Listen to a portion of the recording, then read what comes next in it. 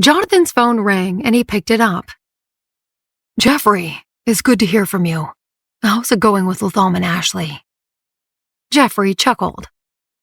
I think you'll have to get used to the idea of a new brother-in-law. Jonathan burst out laughing. That's good news. Well done, Jeffrey. Thank you for all your hard work. Jeffrey stayed at a hotel with Jonathan's men while Latham recovered in the hospital with Ashley. With the help of Jonathan's men, he had found clothing for Ashley and other much-needed supplies. Jonathan messaged Latham and told him not to worry about anything other than his health. After chatting with Latham, Jonathan turned to Nancy and put his phone down. So it seems like we'll be going to another wedding soon. She patted her pregnant belly. I'm so fat. I'll need an extra seat. Jonathan pretended to get very serious. Fat? I don't see anyone fat here. I can hardly even tell that you're pregnant. And your face is more beautiful than ever. Nancy smiled coyly. He leaned over and kissed her. I like you, just the way you are. She giggled happily and hugged him. And I have the most handsome husband. Her phone beeped, and she leaned over to read the message. It was from Esther. I can't believe it. I've already picked up 3 pounds. I know you said it's expected to pick up weight in the first trimester, but at this rate, I'll soon look like a ball. Nancy laughed when she read Esther's message. We can roll around together. Did you hear the good news about Latham and Ashley? Within seconds, her phone rang. On the other end of the line, Esther sounded excited. Don't tell me. Did Latham and Ashley finally make up? Is your sister-in-law going to get married? Nancy smiled. Yeah, it seems like it. If they're fast enough, we'll all have babies at the same time. Esther cackled with laughter. We'll dominate the kindergarten with all little cousins in one class. They chatted excitedly about the prospects of their children growing up and attending school together. Jonathan shrugged helplessly and left Nancy to talk about idle nonsense with her friend. He went into the kitchen to get her a snack. When he returned with her snack, he watched a news report about the aftermath of the hurricane in New Orleans. The floodwater in New Orleans had been steadily receding, and several roads had been reopened. City officials announced that the major highways would be accessible the next day. Latham had been discharged from the hospital. Ashley had spent the night with him, and Jeffrey picked them up. Jonathan knew the odor of an upmarket hotel in the area and had arranged a hotel room for them. It was fully booked, except for the presidential suite on the top floor. Ashley squealed with excitement when Jeffrey told him where they would be staying. Latham's fever had subsided, and he felt much better. Ashley and Latham had lunch at the hotel restaurant and went to their suite afterward to rest. They sat on an oversized couch and watched the news together. Ashley leaned against Latham's chest as they watched updates about the disaster relief situation. She suddenly remembered something and looked up at him. Didn't you say you couldn't make it to New Orleans? You said you had an important meeting. He twirled a strand of her hair in her fingers and smiled. I think everyone knew I would come. She frowned slightly. I'm curious. If there hadn't been a hurricane, would you still have come here? He kept silent for a second before replying. I was planning on coming. I even asked Jeffrey to book me a plane ticket, but there were no flights. Surprised, she propped herself up on her elbows. You were really going to come? Why? He shook his head. I don't know. I suppose I realized that I was about to lose you. So, I guess I wanted to see what would happen. And what if Peter and I had gotten married? Would you still have given us your blessing? He hesitated. I don't know. He hadn't thought about what he would have done if there had been a wedding. The day before, when they had stood in the rain, and she had told him she was ready to turn around and leave for good, he had realized he was about to lose her. Although he still had many concerns, he knew it was his last chance to be with her. She looked at him pensively. Have you been depressed these last few months? He sighed and put his arm around her. Yeah, but that's all in the past now. Listen to me, Latham. From now on, don't hide anything from me, no matter what happens. Tell me about it, and we'll face it together. You don't have to go through it alone. I'll always be by your side. He smiled at her. Okay, you're too good to me. She laughed. It's just as well you came when you did. I almost ran away with someone else. His eyes darkened as he felt a pang of envy. She squeezed his arm playfully. Don't be so jealous. He chuckled lightly. Who says I can't be jealous? You're worth being jealous over. In his heart, Latham knew he wouldn't have coped seeing Ashley marry Peter. It would have bothered him, and he would have been consumed with envy. He leaned over and kissed her passionately. She giggled and pulled a blanket over them. She noticed that his breathing became labored as they kissed and cuddled under the blanket. She put her hand against his chest. Is your leg hurting? It's mainly my ankle and calf. My knee is fine. It won't stop us from having a bit of fun. Ashley blushed a deep shade of crimson. He didn't use words to explain what he meant. She melted in his passionate embrace, and her body tingled. She moaned with bliss, and her toes curled. Latham held her tightly and called out her name. Ashley rolled onto her side when they finally caught their breaths and smiled coyly. We're taking things quite fast now, don't you think? Latham gently pecked her on the lips. I wouldn't call it fast. It's been more than 6 months since our first time together. She suddenly thought of their night together, and her body stiffened. Latham noticed a shift in her mood. What's the matter? Ashley looked up at him, unsure how to explain her feelings. Do you know why I left that night? He had often wondered about it, and he had eventually decided it was because she had been too shy to face him the following day. So, she had snuck out while he was asleep.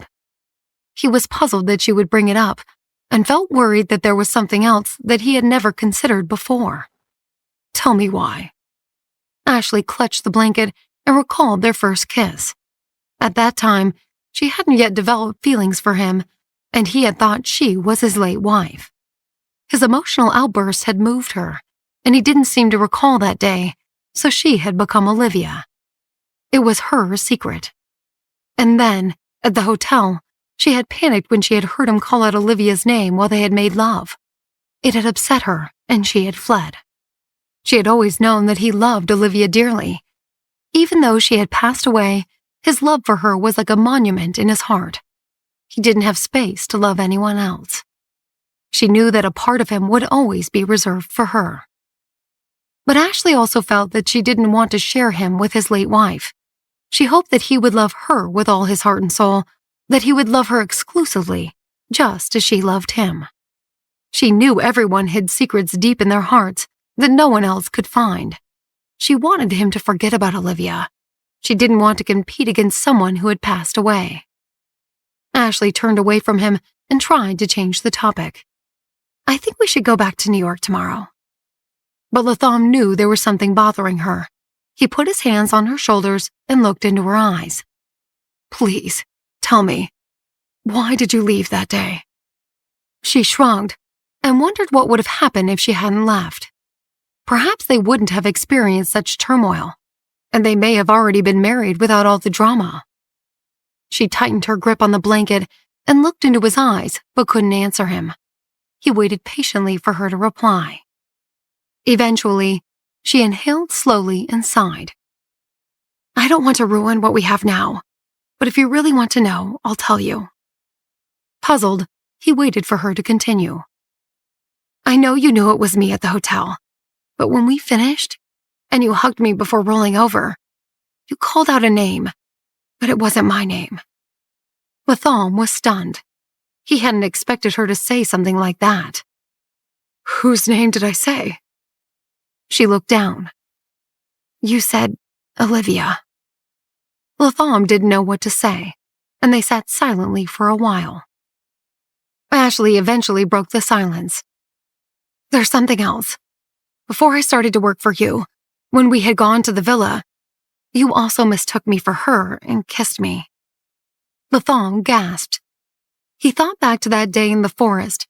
It had been their first wedding anniversary after Olivia's death, and he had gotten drunk. He thought he had hallucinated, but now everything made sense. Ashley felt her heart sink. Latham's silence made her uncomfortable. She suddenly worried that she had upset him by comparing herself to his beloved late wife. She realized that she probably shouldn't have said anything. She couldn't expect him to forget about her. Upset, she stretched her arms and tried to wriggle away from him. But as she lifted her arms, he hugged her even tighter. He lowered his head and kissed her gently on the forehead. I need to tell you something, too. I went to Olivia's grave recently. Ashley's chest felt tight, as if her soul didn't want to hear what he had to say. She looked away, but he pulled her face toward his. I told her that it was time to let her go. I told her that I met someone special, a woman who treated me well and understood me. I told her I wanted to spend the rest of my life with the woman I had met, and I asked Olivia for her blessing. Ashley's eyes widened and her heart began to beat faster. She was like a butterfly ready to break free of its cocoon, but her insecurities bound her. Latham continued. I told her that your name is Ashley, and you're an exotic mix of American and Brazilian. I explained how you fascinate me with your passion, courage, and kindness. Ashley wanted to laugh, but she also wanted to cry. Tears welled up in her eyes, and she wrinkled her nose. He looked at her and ran his fingers across her soft, pale cheek. He sighed softly. Do you now know how I feel about you? She nodded with teary eyes. He twirled her hair in between his fingers and spoke slowly. I don't have a big heart. I can only love one person at a time. She was the love of my life until I met you. I never thought I'd get a second chance at love. I still love her, but it's different. My love for you is special and unique, just like you are. Ashley gritted her teeth and didn't say anything. He looked at her and realized he needed to explain himself better. I think I called out her name because of habit. We had been together for a long time. I wasn't thinking clearly. He sighed. When I woke up the following day in the hotel, I knew it was you who I had been with the night before. I wanted to kiss and hold you close, but you weren't the one next to me. If I could go back in time to that night, I wouldn't have become so drunk. I would have stayed sober, and maybe I would have kissed you and held your hand. But I promise you, nothing will ever come between us again. I won't change where we are now for anything. Warm tears flowed freely down Ashley's cheeks. He gently wiped them away, but she cried as though all the pain in her heart had finally healed. He kissed her gently and tasted her salty tears on his lips. Silly girl. She sobbed and mumbled in a low voice. You're also a fool. He chuckled softly. Yeah, we all are. She nuzzled her face against his chest and sighed. You should be smarter in the future. Stroking her hair, he breathed out a long sigh of relief. We'll be okay. Ashley smiled. And I'll help you find treatment for your leg. You don't need to feel ashamed. If anyone so much as looks at you, they'll have to deal with me. I'll gouge their eyes out. Latham laughed out loud. Her fierceness surprised him. My wife is a tigress. Ashley playfully pretended to be insulted. Wife? I haven't married you yet. Besides, can a tiger... Latham ran his hand down her slender back and over her soft curves. You're right. There isn't anything or anyone more beautiful than my wife. I've just said that I still haven't married you. Then let's get married on New Year's Day.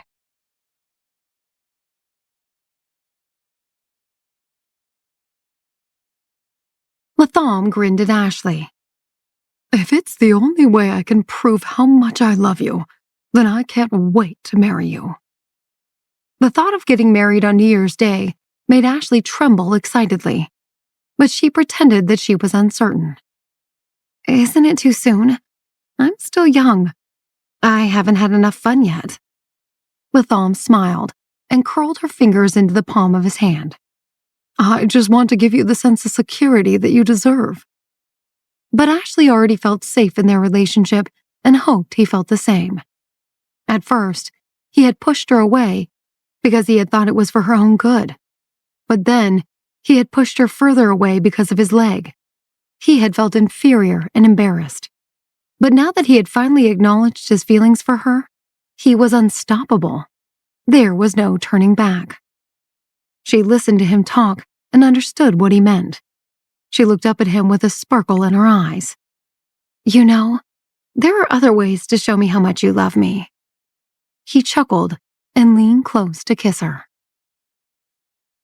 The hurricane had destroyed large areas of New Orleans, and it would take a long time to rebuild. The city officials had been able to repair the railway network, and the high-speed trains had started to run again. Ashley and Latham checked out of the hotel and drove to the train station. The airport was still closed because of the weather, and the train station was overcrowded with people. They strolled down the platform toward their train with their arms hooked, while Jeffrey and Jonathan's men kept a respectful distance behind them and carried their luggage. Jeffrey had also been considerate enough to book them a cabin in a cart separate from him and the other two men, so they could have some privacy. Ashley recalled how she had gone out with Latham when they had just been friends. They had been in different states of mind back then. After they had boarded the train and located their cabin, Ashley plopped down on the seat beside Latham and smiled cheerfully. He didn't say much, but he felt a sense of joy deep in his heart. They decided to have lunch on the train and went to the dining cart. They ordered, and Ashley got up to wash her hands in the washroom just past the dining room. As she returned, she saw a young woman approach Latham. She looked young enough to be a college student, and she was holding a plate in her hands. Are you dining alone? Ashley frowned, but she didn't walk any further. Instead, she positioned herself so they couldn't see her and quietly watched the young woman talk to Latham. He had been peeling prawns when she had walked up to him. He looked up at her with indifference. Ashley's plate and drink lie on the table opposite him, so it was obvious that he wasn't alone. The young woman looked innocent, but Ashley knew exactly what she was up to. Seeing that Latham ignored her, the woman smiled sweetly and tried again. Do you mind if I join you? The other tables seem to be fully occupied. Latham placed a freshly peeled prawn on Ashley's plate and didn't bother looking at her. I know an excellent eye specialist. Can I contact him for you? The woman gasped and looked confused. Latham continued to peel another prawn. I'm sure you'll find a table if you look again. Ashley did her best not to burst out laughing. She covered her mouth and stifled a laugh. She never knew that Latham could be so cocky. But then she remembered how cheerful and reckless he used to be before he had hurt his leg. She suddenly recalled how he had told her about his loss of self-esteem because of his injury. It pained her to think that he no longer considered himself worthy because of it. She knew she would never fully understand how he felt when people gawked at him with pity in their eyes. She vowed to support and help him find the right treatment to recover from the injury. The young woman finally realized that Latham was mocking her, and she became pale with embarrassment. She looked at the prawn on Ashley's plate and sneered. It looks to me like you're just pretending to have lunch with someone. Ashley smirked. She couldn't believe that the young woman thought so highly of herself. She decided she'd seen enough and sauntered over to the table. She was much taller than the young woman and casually approached Latham. She looked at the young woman and smiled. Ah, I see the waitress is here. Excuse me, I'd like to get to my seat. The young woman turned to look at Ashley. She gawked at her for a while. Ashley's mixed cultural heritage gave her a unique and exquisite look. She had a beautiful tan complexion from her Brazilian roots and had inherited a delicate and refined bone structure from her American genes. She wore bright red lipstick and looked flamboyant and enchanting. The young woman took a step back. What did you just call me? Ashley flashed a sweet smile. Oh, I'm so sorry. I saw you from behind and you had a plate in your hand, So I assumed you were our waitress. What an embarrassing mistake. Latham watched her performance and waited for her to sit down. He pushed her plate closer. I peeled some prawns for you, my darling wife. Ashley smiled again and glanced at the young woman who was glaring at her. She leaned toward Latham and kissed him, making a crisp smacking sound. Thank you, husband. She spoke loud enough for the young woman to hear. Latham enjoyed the charade and played along. Is that enough for you? Or can hubby peel you another one? She giggled and answered with a slight drawl. Oh, I simply don't know if I can eat so many. The young woman grimaced with disgust and stormed out of the dining cart. Ashley pouted at Latham. I turn my back for a minute, and all the beautiful girls run for you. He frowned. I wouldn't exactly call that young lady beautiful. I know true beauty when I see it. He winked at her and grinned. She laughed. Since when did you become so flirtatious? He blushed slightly. Since you told me that I'm not romantic enough. Ashley and Latham chatted happily and enjoyed being in each other's company as their train sped across the country toward New York. They had reached the city's outskirts when Ashley's phone rang. It was Brock, and he had been overseas on a business trip. He had been very worried about her being caught up in the hurricane, but Jonathan and Jeffrey had kept him updated, and he had been relieved to hear that she had survived the ordeal. Ashley smiled when she answered the phone. Hi, Brock. We're close to Grand Central Station. Are you back? Brock could hear the excitement in her voice. Yeah, I'm still at the airport. We landed a few minutes ago. He paused for a moment. So, what's news? She laughed and squeezed Latham's hand. I'm sure you know already. Everything is okay now. I'm glad to hear that. Brock wanted to say something else, but he heard a tone on his phone indicating that he had another call waiting. It was Lewis. Brock frowned when he saw that his father was calling him. He was in no mood to talk to him at all, but he knew he had no choice. Hey, Ashley. Someone's on my other line. I gotta go now. I'll see you tonight. He then took a deep breath and answered the other call. What do you want? Lewis was surprised. I don't even get a hello? Whatever happened to, Hi, Dad, how are you? Where are you, son? At the airport. Your mother and I are in Brazil. I just called to wish you a Happy New Year, like I do every year. Also, while I have you on the phone, I wanted to remind you that you and Lindsay have been engaged for almost half a year. It's time for you to get married. Brock felt like throwing his phone on the floor and stomping on it. I'm tired of sounding like a broken record, Lewis continued.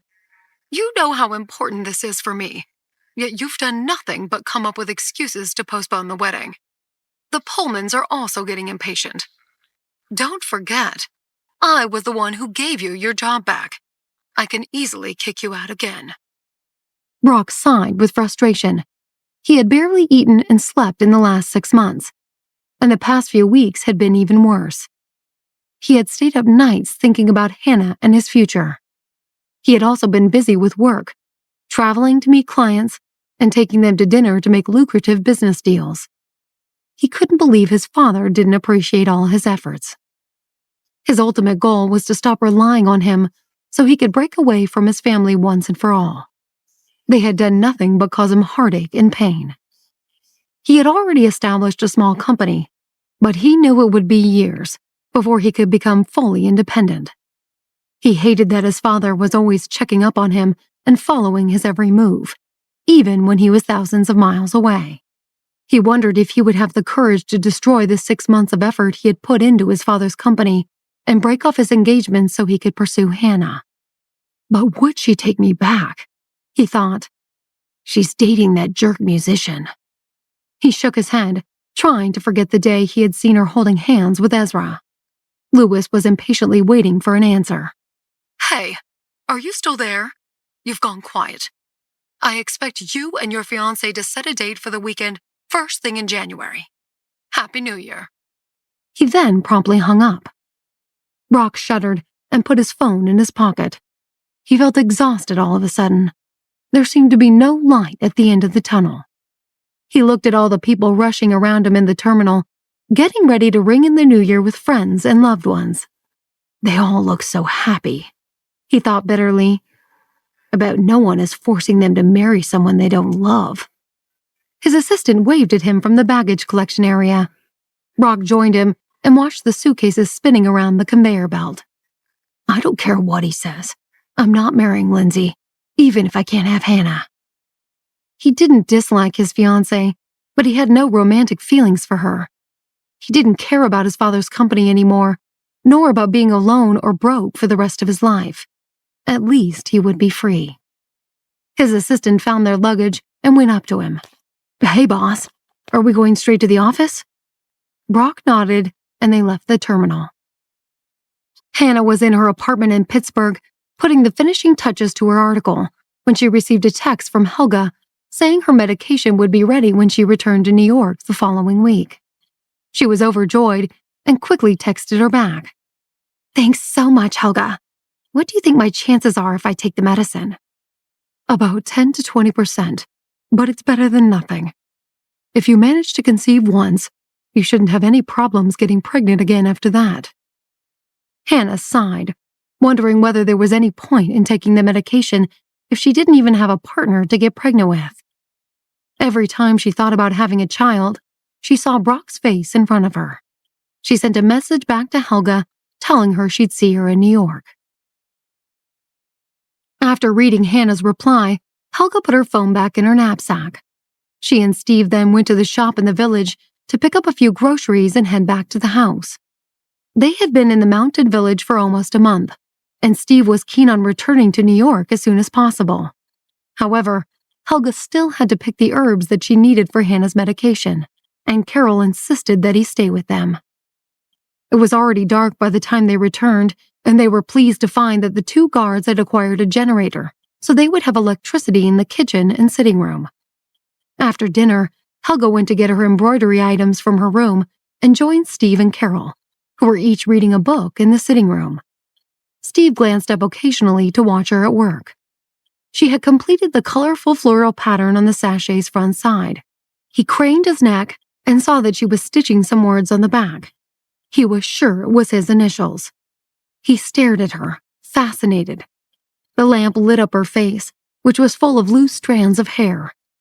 He noticed for the first time that she had long lashes and delicate features. She was so engrossed in her embroidery that she didn't notice him looking at her, but Carol did. Helga's very talented. Don't you think, Steve? He snorted, but didn't say anything. Do you like the sachet she's making? He glanced at it and shrugged. I don't know anything about embroidery. I'm going to the bathroom. I'll be right back. She left the two of them alone in the room.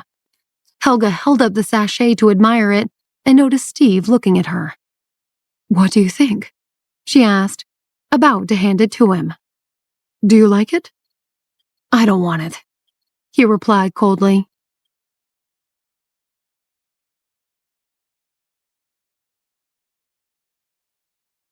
Helga was stunned by his reaction and wondered what his problem was. Don't worry. It has no hidden meaning or map, if that's what you're worried about. It's just a plain sachet. Just then, Carol returned and saw the completed sachet in Helga's hand. Oh, good. It's finished. I think it's lovely. You can have it, Carol. It has dried lavender and rosemary that I picked myself. It'll freshen up your room and help you sleep better. Carol was delighted. Thank you. What a wonderful gift. Carol dangled the sachet in front of Steve. Did you see the initials on the back? He mumbled something and looked away. The SD stands for Sam Doyle. He was Helga's mentor, and he taught her embroidery when she was young. Helga stitches his initials into every one of her sachets. Isn't that sweet? Helga nodded. That's right. He also taught me about herbal remedies and how to cook. He passed away a few years ago, so this is just my way of trying to keep his memory alive. Carol looked at her grandson intently. Did you see that framed picture hanging in her room above her bed? That's Sam and Helga when she was little. Steve was speechless. He remembered seeing the picture when he had gone to her room to return the sachet that she had left for him by the stream, but he hadn't thought twice about it. He turned red with embarrassment when he recalled telling her that he wasn't interested. He had assumed the initials on the sachet were his and that she had had a crush on him. He looked at the two women, slowly got up, and went to his room without saying goodnight. He tried his best to avoid Helga during the following 2 days. Their exchanges were limited to discussions about what vegetables to pick in the garden and what they were going to have for lunch and dinner. On the 3rd day, she told him she was going to the other side of the mountain to pick the remaining herbs she needed for the medical treatment she was preparing. She had put on green linen pants and a white t-shirt and had tied her hair up in a ponytail. She grabbed her straw hat and was about to leave when Carol suggested that Steve go with her. He glanced up from the book he was reading and frowned. He had been very quiet the past few days, so his Gran was naturally worried about him. She couldn't imagine what had put him in such a bad mood. "I don't think Helga should go alone after what happened last time," Carol said. "Why don't I pack some sandwiches and fruit for you? You two can have a nice walk together." She went into the kitchen. Steve looked down at the floor, trying to avoid Helga's gaze. He felt awkward around her, ever since he had realized that the initials on the sachet that she had made weren't his. She must think I'm a fool, he thought. He was reluctant to accompany her, but his Gran was so insistent that he felt he had no choice. They left shortly after with Frida and the food that Carol had packed, and walked along the forest path in silence for almost 2 hours. Helga suggested they rest before climbing a steep incline. They sat on a rock without saying a word. Steve drank some water and removed Frida from his backpack. The mini robot scanned its surroundings. "What a romantic spot! Are you and Helga going on another outing?" Steve scowled and was about to put it back in the backpack when Helga stopped him. "Can I take a look at it?" He shrugged. "Be my guest." She placed the robot in front of her and sized it up. Steve had never seen her so fascinated with something. The robot's indicator blinked.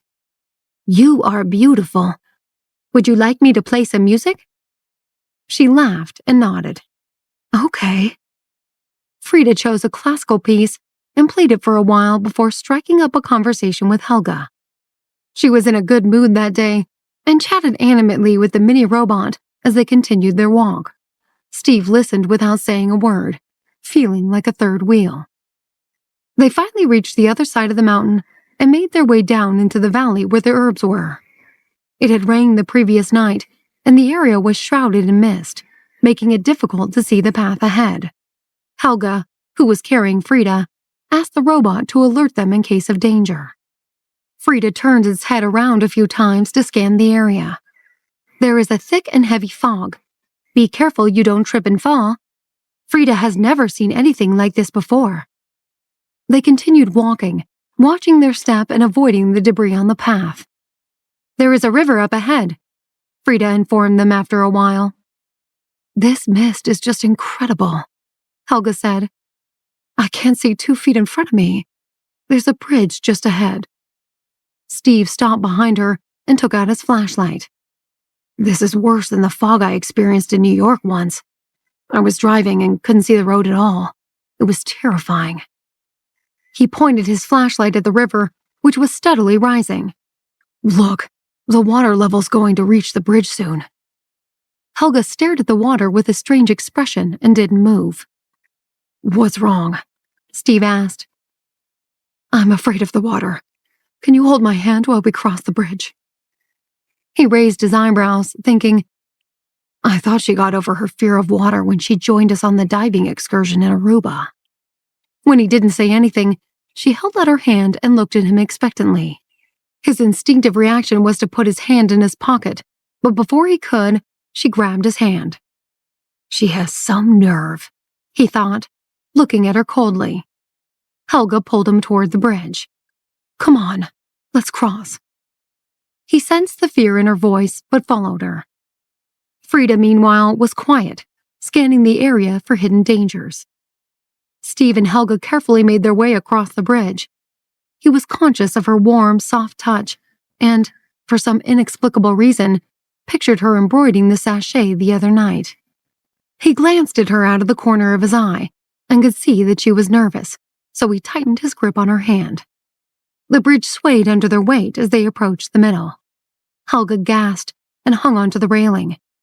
She had fallen off that very bridge when she had been young and had almost drowned in the river. The memory had permanently scarred her. She was grateful that Carol had talked Steve into going with her. She had been down in the valley several times over the years, but had never witnessed such thick fog. She squeezed his hand and moved closer to him. "Thanks for coming with me today." Her sincerity annoyed him. "There's no need to thank me. My Gran made me come." She didn't seem to notice his tone. "Still, how can I make it up to you? You seem pretty healthy, and you're young, so I can offer my medical expertise. Is there anything else you want?" "Let's just say you owe me one, and leave it at that." They finished crossing the bridge to the other side of the river and looked around. The fog had lifted slightly, and they could finally see further into the distance. Steve smiled and said with a hint of sarcasm, "Do we still need to hold hands, or can I let you go now?" Helga pulled her hand away quickly. "No, that's okay. I was afraid of slipping back there, but I'm fine now." She then addressed the robot. "Frida, you can stop scanning the area. We can see now. Let's celebrate the union of a beautiful woman and a lonely man in this enchanted valley." The robot replied, "Shall I play a symphony?" "Shut up, Frida," Steve said, highly annoyed. Helga laughed. "It's really funny. How does she come up with these lines?" She thought of something then. "Would you ever consider selling your robot? I could use a companion in New York, or when I return to the village to pick herbs. I can give you something in exchange." He shook his head. "Absolutely not. Frida was a gift from a close friend." But before he could continue, the mini robot interrupted. "Do you like me, Helga?" "Yes, I do." Frida's indicator began flashing. "I belong to Steve, but if you marry him, I would belong to both of you." Helga looked at Steve in astonishment. He glared at the robot. "Frida, if you don't stop, I'll remove your batteries." The robot turned its indicator off and remained silent. Helga pointed to a field ahead. "The herbs I'm looking for are just over there, about a half a mile from here." They continued walking, keeping a safe distance from each other. Helga was lost in thought and glanced at Steve occasionally. She recalled what her mentor had told her when she had finished her alternative healing training. He had wished her well and had made her promise to pass on the knowledge she had acquired to future generations. It had been over 10 years ago, but she remembered it like it was yesterday. She had admired and respected him so much. His teachings had inspired her, and part of the reason she had decided to help Carol was so she could get some jung recipes from Jonathan and improve her healing skills. She wondered whether Steve was her ticket to getting the remaining recipes. Would he be interested in becoming my student and learning about alternative medicine? She thought. Imagine all the recipes I could get my hands on with his help. She had grown up in the mountains and still felt like an outcast in the city despite all her travels. She hadn't made many friends in New York and doubted whether she could pass on her knowledge to anyone there. She wanted to get married eventually and have kids, so she could raise them to follow in her footsteps. But the prospect seemed so out of reach to her in that moment. Steve noticed her watching him and wondered what she was thinking. "Why are you staring at me like that?" "Steve, are you willing to learn new things?" He frowned. "What do you mean? Like what?" "Nothing. Just forget it." She walked ahead of him, thinking about his behavior over the past few weeks. He had gone looking for her when she had been stuck in the rain, so he was kind and responsible. She also knew he loved his Gran and would do anything for her. That was a clear plus. He must be smart and talented too, if he's the vice president of Jonathan's company, she thought. But would he be good husband material? Steve had a side to him she would never understand. His family members were all outgoing, caring, and happy people. But he was always morose, and he obviously had problems trusting people. She continued to make a mental list of all of his pros and cons as they made their way through the valley. In the end, she concluded that he would make a decent husband, if only he would change his attitude.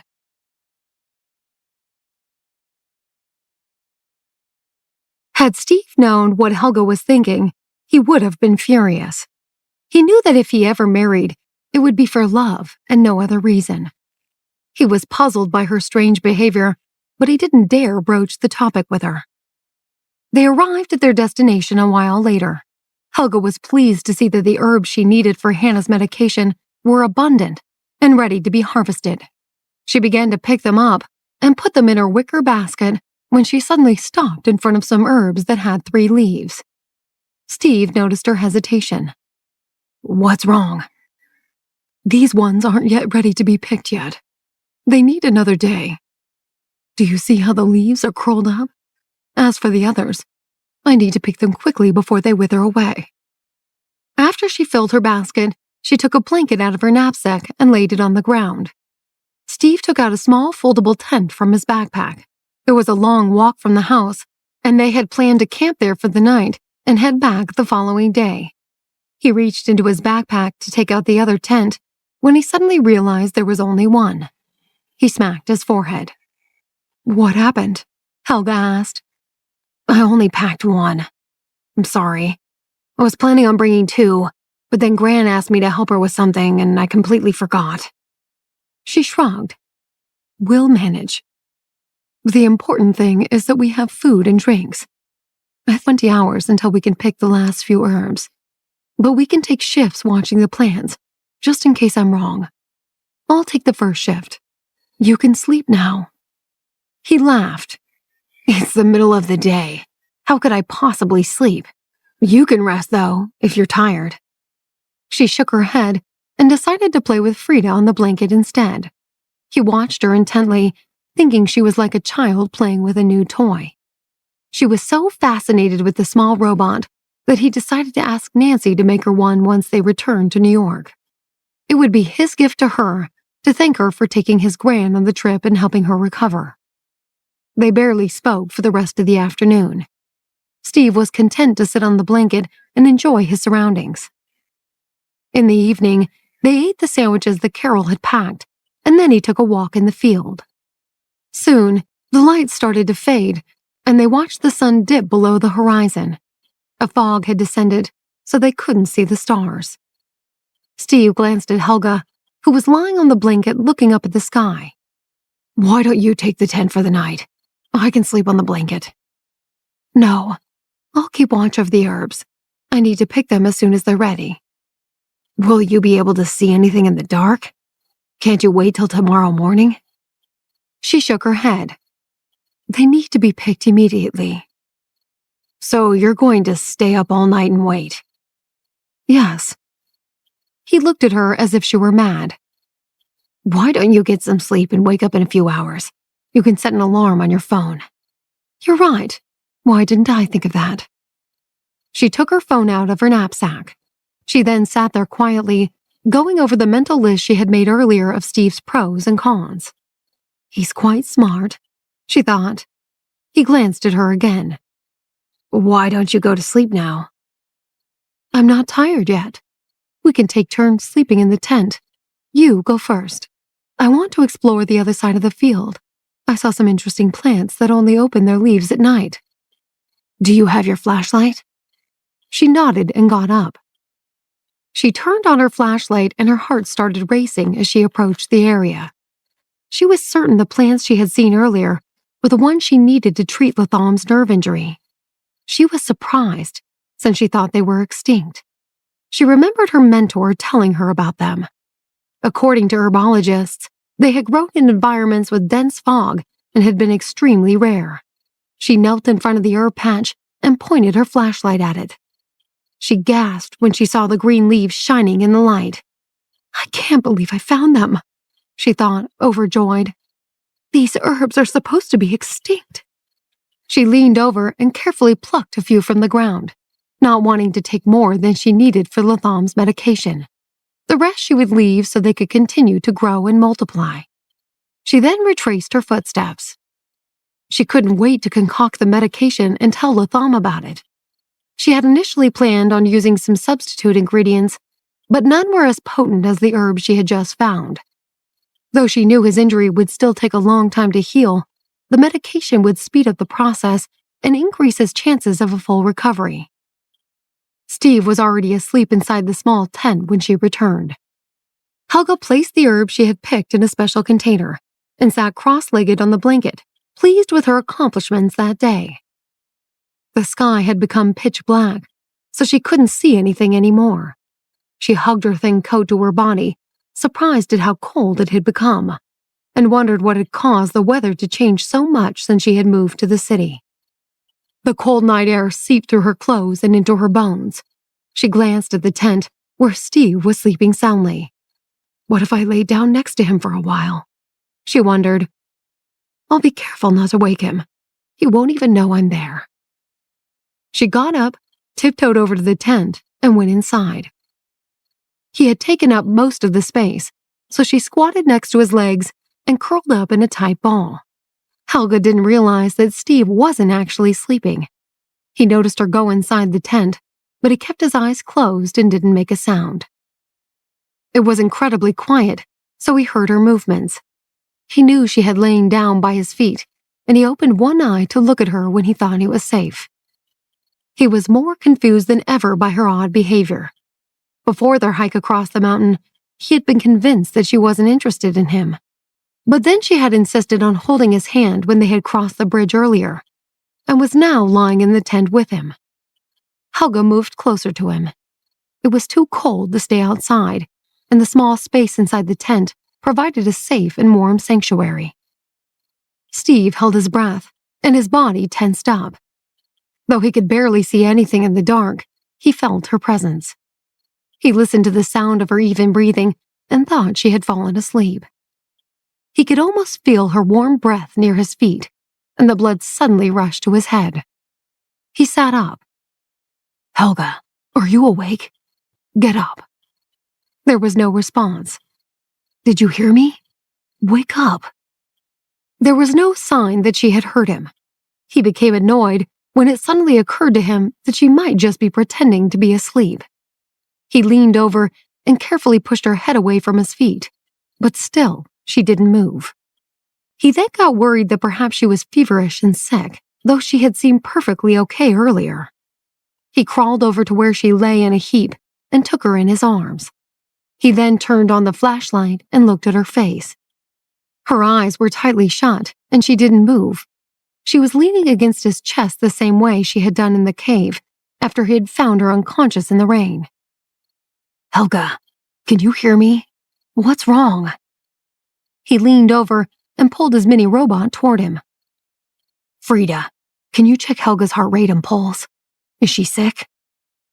The robot's indicator came on and flashed as it quickly scanned Helga's vitals. Her heart rate is low, but still within the normal range.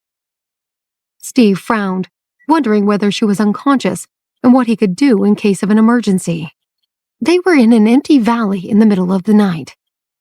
He knew there was no village in the area in case he needed help. He watched as Helga's chest rose and fell with her breathing. I sense a foreign object outside the tent, Frida suddenly declared. It could be a snake. Steve gasped. He quickly put Helga down and crawled out of the tent. It was too dark to see anything. What happens if one of us gets bitten by a snake? He wondered, panicking. I don't have any anti-venom, and Helga is passed out. After searching the ground with his flashlight and finding nothing, he crawled back into the tent.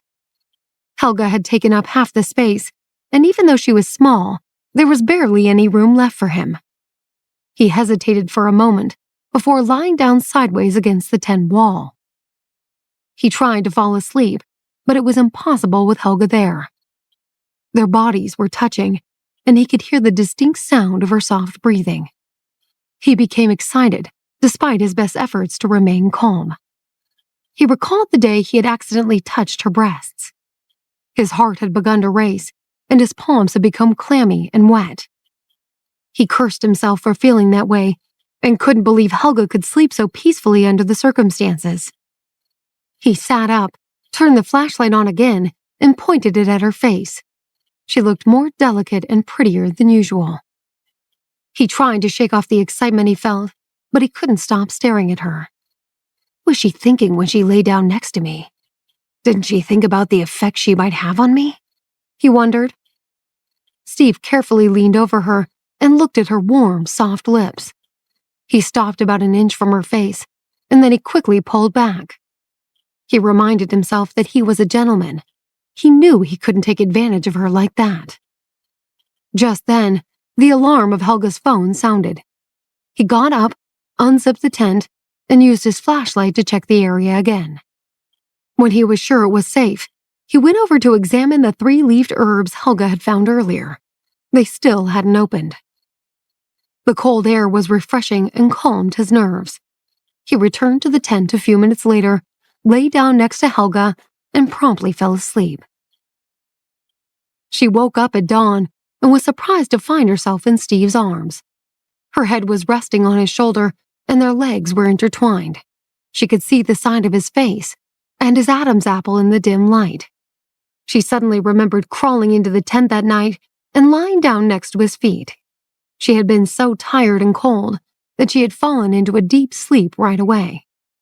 When she was young, she had been diagnosed with a rare disorder that sometimes caused her to fall into a comatose sleep. Her mother had taken her to various doctors and specialists, but no one had been able to determine the cause or the treatment. The situation had gradually gotten worse as she had gotten older. Her comatose sleeping habits had begun to occur more frequently until she experienced them almost once a month. The doctors had told her to keep track of her sleeping patterns and maintain a strict routine. She sat up and quickly calculated the last time it had occurred. She realized with horror that it was less than 3 weeks ago. This is getting really serious, she thought. What if I fall into such a deep sleep that I never wake up again? She shuddered and looked over at Steve, who was still sleeping soundly. She couldn't believe that she had been thinking about marriage and having kids of her own the day before. How could I consider it now? She wondered. Something's definitely not right with my body.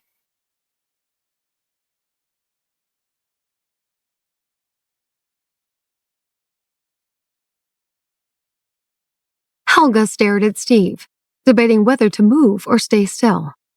Just then, the alarm on her phone went off. He opened his eyes and looked straight into hers. His heart skipped a beat as he remembered the previous night. Helga was usually calm and collected, but at that moment, she turned red with embarrassment. She quickly averted her gaze, scrambled over to the phone to turn the alarm off, and then crawled out of the tent to check on the herbs. The sun was rising and cast a warm glow over the field. The fog had lifted, and the air was crisp and fresh. She took a special container out of her knapsack and looked anxiously at the herbs. She then started plucking them carefully out of the ground, one by one. She knew they were delicate and had to be stored immediately. She finished half an hour later and turned around to Steve, standing awkwardly near the tent. The herbs ripened overnight. I picked a few. He nodded absent-mindedly. That's good. Did you sleep well last night? Yes. I got tired and cold sitting on the blanket and thought it would be warmer inside the tent. I hope you didn't mind. I'm sorry if I seemed comatose, by the way. What do you mean? He was curious to hear her explanation. He had had the worst night of his life and had only managed to fall asleep a few hours before dawn. She hesitated for a moment before responding. The condition I told you about last time, the one I developed when I was young, causes me to sometimes fall into a very deep sleep, and I can't wake up. It used to occur only occasionally, but lately it's become more frequent. I don't know why. You may have noticed last night. I'm glad you were next to me. He shrugged. No problem. Should we get going? They packed up the tent and their things and headed off toward the bridge. Steve was in no mood to discuss the night inside the tent or her sleep issues, so they walked in silence. As soon as they entered the forest, they were surrounded by fog again, though it wasn't quite as bad as it had been the day before. Helga stopped at the bridge, hesitant, but Steve grabbed her hand and pulled her toward it. Stunned, she followed him. His hand was warm and strong, and he held onto her tighter whenever the bridge started to sway. She felt happy and safe as they carefully made their way to the other side. He let go of her hand as soon as they stepped off the bridge. She turned to look at him. "Steve, do you ever think about getting married?" He stared at her in wide-eyed astonishment. It was the last thing he had expected her to say. She was nervous about asking him, but she felt she had to know. Normally, she wouldn't be so bold. However, her instincts told her it was time to settle down and have kids before it was too late.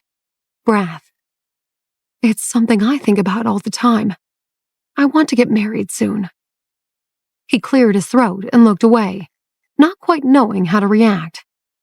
But she stood there, waiting for him to say something. "Helga, are you proposing to me?" She blushed and then nodded slowly. Steve was shocked. "Is it because we slept in the tent together? Nothing happened, you know. I didn't take advantage of the situation, if that's what you're thinking." "But we woke up in each other's arms. How do you explain that?" "I don't know. Maybe we were cold and moved closer to each other to keep warm. I swear I didn't touch you. Not intentionally, that is." Helga felt as if her heart had been ripped out of her chest. She wanted to say something, but she couldn't. Steve smirked, which made her feel even worse. Is he laughing at me? She wondered. She lowered her head in shame and looked at her hands. "I don't intend to get married immediately.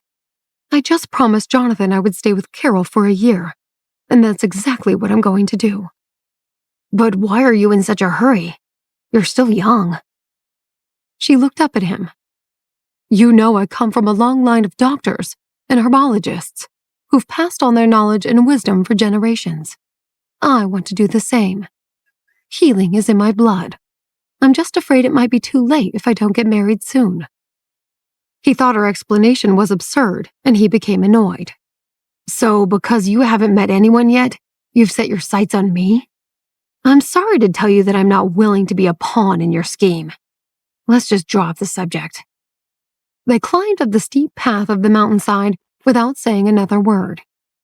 Steve's head was spinning. Does she think I'm a fool? After spending one innocent night inside a tent, she thinks we should get married so she can pass on her herbal remedies to her children. It's ridiculous. The more he thought about it, the angrier he got. She had crushed his self-esteem. "I hope you never ask me something like that again," he told her at one point, and he rushed ahead. Helga was mortified by his reaction. She never thought he would reject her so cruelly. She stared at his back and followed him quietly. She decided that she would go out and meet someone as soon as they returned to New York. Waiting around for Steve was clearly not an option. They arrived back at the house just before noon. Carol was in the sitting room and could tell her grandson was in a bad mood by the way he furrowed his eyebrows. She thought Helga seemed preoccupied and slightly upset, which surprised her, since she was usually so calm and indifferent. Did they get into a fight? Carol wondered. After greeting his gran, Steve immediately went to his room to pack. He returned to the sitting room shortly after. "Gran, we're going back into town today. We're flying back to New York tomorrow morning." Carol looked at Helga, who simply nodded. "I don't mind. I have all the herbs I need. I'll go pack my things." Carol sighed. "So that's it then. This past month has just flown by." Steve went straight to the Davis Group's office block as soon as they arrived in New York the following day. Helga returned with Carol to her house and began concocting Hannah's medicine in the kitchen. She wanted to prepare it while the herbs were still fresh. As she was mixing all the ingredients, The housekeeper announced that Nancy had just arrived. Helga quickly washed her hands in the sink and went into the living room. Nancy smiled when she saw her. "Welcome back. It's been so long. What medication are you making this time?" "It's a fertility treatment. Jonathan gave me the Jung recipe." Nancy raised her eyebrows. "Fertility treatment? Who are you making it for?" Before Helga could reply, her phone vibrated. She read the message from Hannah, saying she would be in New York the following day to pick up the medication. Nancy peeked over her shoulder curiously, and she immediately understood. "So the treatment's for Hannah?" Helga knew there was no point lying to her. "Yes, but please don't tell anyone. I'm supposed to respect my patient's privacy, and she sworn me to secrecy." Nancy was thoughtful. "Does she want to have a child? I didn't even know she was seeing someone." "She has what's called endometriosis. It's a miracle that she was able to fall pregnant a while ago, but it's probably part of the reason why she had a miscarriage. Her chances of conceiving again are next to none, but I'm hoping my medication will help. There's no guarantee, though." Nancy couldn't believe her ears, and she felt incredibly sorry for her friend. Her own pregnancy made her especially empathetic to her situation. She didn't even know that Hannah had been pregnant and that she had had a miscarriage. "I can't imagine how she feels," she thought. "What if it were me? Would Jonathan think less of me? Would I have the courage to stay with him, knowing I could never give him children?" One of her babies suddenly kicked, and she instinctively put her hands on her stomach. Helga smiled and also reached out to touch her stomach. "Your pregnancy seems to be going smoothly. You should feel blessed." "I do. I can't wait to meet my triplets." "Nancy, I want to ask you something." "Yes?" "I've always wanted to pass on my knowledge of alternative medicine. Once your kids are old enough, I'd be very happy to teach one of them everything I know. I realize it's too early, but it's something to think about." Nancy was delighted. "Of course. I'd love that. If any of them shows any interest in alternative medicine, you can teach them everything you know." Nancy was a descendant of the Jung family. Her grandfather had practiced alternative medicine, but because of the war, everything had been lost, and none of his knowledge had been passed down. She had gone on to study artificial intelligence and had landed in the tech industry, and her brother was studying business and economics. She had hoped that one of her children might take the family back into medicine, but she had worried that there would be no one to mentor them. She had all the recipes from her family and a lot of their notes, but without guidance, none of them made much sense. She was delighted at the possibility of Helga mentoring her kids. Helga was equally thrilled. "That's great." All her worries suddenly vanished. Even if she never married and had children, she could still pass on her knowledge and wisdom to one of Nancy's kids. Steve was a lost cause, and she had no intention of pursuing him any longer. She was in a good mood and chatted animatedly with Nancy, who asked her about Latham's treatment. "I discovered the plants that I thought were long extinct on the other side of the mountain," Helga told her. "They're just what I needed for his medication. There's one specific herb I still need. I can store the ones I picked for about 3 months, and if I can't find the other herb, I'll use a substitute. Maybe Jonathan and I can help. If you manage to find this miraculous plant, then maybe the other one is out there somewhere. We'll do some digging." Jonathan joined them after work, and they had dinner with Carol. Nancy wondered whether to tell Jonathan about Hannah's situation when they returned home that evening, and she finally decided that he should know. He was shocked to hear the news, but when he thought about it, he suddenly realized that Hannah had only married Brock because she had been pregnant with his child. He wondered why she had had a miscarriage and if Brock had had anything to do with it. Hannah was like a sister to him, so he vowed to get to the bottom of it and confront Brock if he discovered he had hurt her in some way. He asked Jack to investigate the following morning. 3 days later, he arrived at his office to find Jack with a stack of documents containing all the information about Hannah's pregnancy, miscarriage, and hospitalization. He quickly scanned them. I also spoke to the doctor who treated Hannah after her miscarriage. Jack said, "She told me Hannah lost the baby because she fell down the stairs." The doctor also said that Hannah and Brock fought a lot. Jonathan's eyes widened. Did Brock ever attack her? Jack shrugged. I'm not sure, but the doctor said Hannah returned a few days after the miscarriage, complaining about bleeding. She had also caught a terrible cold after being stranded outside of her apartment building in freezing cold weather. Did the doctor know why she was stranded outside? Hannah explained that she had left her phone and keys at home and couldn't get inside her apartment building. Maybe Brock knows more. Jonathan nodded.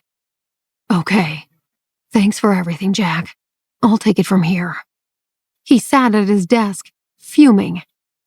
Everything I suspected about Brock is true, he thought. I won't let him get away with this. Latham and Ashley were so busy with work after returning from New Orleans that they barely saw one another. One evening, after arriving home from a 2-day business trip to Denver, Latham went to see her. Ashley knew he was going over, so she went and bought some groceries and met him at her place. Brock arrived home shortly after Latham. He looked at the gifts on the table and raised his eyebrows. Don't tell me these are engagement presents. Isn't it a bit too soon? Latham laughed. I just picked up a few things for Ashley when I was in Denver. They sat down to dinner and chatted happily as they fed Cleo some scraps. Just as they finished their meal, Brock's phone rang. It was Jonathan.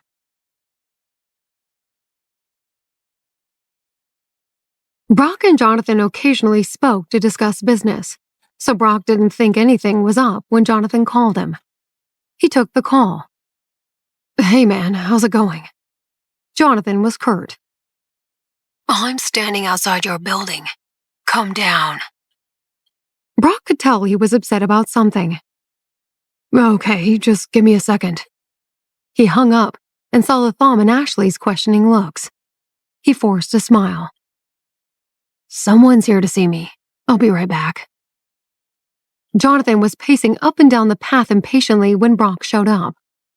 He handed him some papers without so much as a greeting. Take a good look at these. Bewildered, Brock looked at the hospital reports of Hannah's miscarriage. I don't get it. I already knew about her pregnancy and her miscarriage. It happened a long time ago. Look at the last one. She went to see a gynecologist a few months ago. Brock's heart caught in his throat when he read the endometriosis diagnosis. He looked at the date on the document, and he suddenly realized that Hannah had gone to see the gynecologist the day after he had been hospitalized following the stabbing incident. He recalled their conversation about marriage and kids and concluded that she must have made the appointment to find out if she could conceive. No wonder she acted so strange afterward, he thought. The doctor told her she couldn't have kids. But he was puzzled by the diagnosis and wondered how she could be infertile when she had gotten pregnant so easily the first time. All of a sudden, a terrifying thought occurred to him, but he pushed it away. Jonathan glared at him. Did you know about this? No. I know she continued bleeding for a few days after the miscarriage, and then she caught a terrible cold. Hannah also went to see Helga about her problem, and she received the same diagnosis. The endometriosis was worsened by complications resulting from the miscarriage, and the fact that she was stuck outside in the freezing cold weather for almost a day. Care to explain? His words cut like a knife.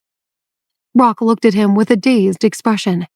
He couldn't move or speak and stood rooted to the spot as a cold chill ran down his spine. Jonathan was furious. Not only did she end up in therapy because of you, but you also caused her to lose her baby and become infertile. How could you be so cruel? I have half a mind to beat you senseless right now. He then turned around and left him standing there. Brock shivered. It was almost New Year's Eve, and the weather had turned unbelievably cold. He stared at the documents in his hands, but the only thing he could think of was the day he had seen Hannah and Ezra holding hands. He had been pretending to be his girlfriend. She had pushed Brock away, because she knew he wanted children and she couldn't give him any. Even after everything she had been through, she was still looking out for him. His heart went out to her, and he regretted every bad thing he had ever done to her. He recalled how helpless and weak she had looked when she had been locked out of the apartment. He had been jealous because she liked Jonathan, and he had left her outside, knowing that she had just suffered a miscarriage. Jonathan's right, he thought bitterly. I ruined her life and destroyed her chance at happiness. How could I possibly forgive myself if she can't ever conceive again? Ashley became worried when Brock didn't return after almost an hour. She called him, but there was no answer. Latham, he's not picking up. I'm going downstairs to see what happened. I'll go with you. He grabbed her coat and wrapped it around her. It's freezing outside. Careful not to catch a cold. They took the elevator down and saw Brock standing outside the building, lost in thought. Ashley grabbed his arm. What's wrong? What happened? He just stared at her without saying a word. She shook him. Talk to me, Brock. What the heck is going on? He slowly turned to Latham, his eyes filled with tears. Promise me you'll never do anything to hurt my sister. I'll kill you if something bad happens to her. Ashley was taken aback. What are you talking about? Why would he hurt me? Latham figured something had happened. It's okay. You don't need to worry. I'll take good care of her. Brock nodded. Good. Just remember this conversation. His phone rang again. It was Austin calling him to tell him that the bank loans for his big project hadn't come through. Brock was sure his dad was behind it. He felt as if the wind had been knocked out of him. He knew it was his father's way of warning him that if he didn't set a wedding date with Lindsay, he would see to it that he couldn't conduct business. All of his efforts this past year would go to waste, and he would eventually go bankrupt. Austin cleared his throat. Are you still there, Brock? Can you ask Jonathan for help? Brock's voice was cold. Absolutely not. I'll handle this myself. Considering Jonathan's hostile attitude earlier, he knew he couldn't ask him for anything. He also had too much pride to ask for his help. I guess you have no choice but to marry Lindsay. Austin continued. It's not the end of the world. She's a great catch. You'll grow to love her, and... Brock cut him off.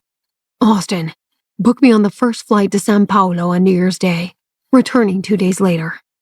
Sure. Does this mean you're going to tell your father you're going through with the wedding? Brock laughed bitterly. Fat chance of that. After talking to Austin, Brock turned to Latham. I'm going to Brazil for a couple of days. Take good care of my sister while I'm gone. Latham nodded. Of course.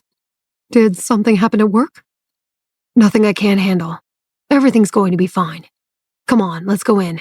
It's freezing out here. His phone rang non-stop for the rest of the evening. The funds for the project he was working on had been completely cut off. His project manager was furious, demanding that he find a solution. Brock immediately postponed all other projects to save money. He frantically called the banks to convince them to give him the loans he needed, but they wouldn't budge. He stayed up all night, wondering what to do. He finally decided to transfer some money to the company from his own private account to keep his project going.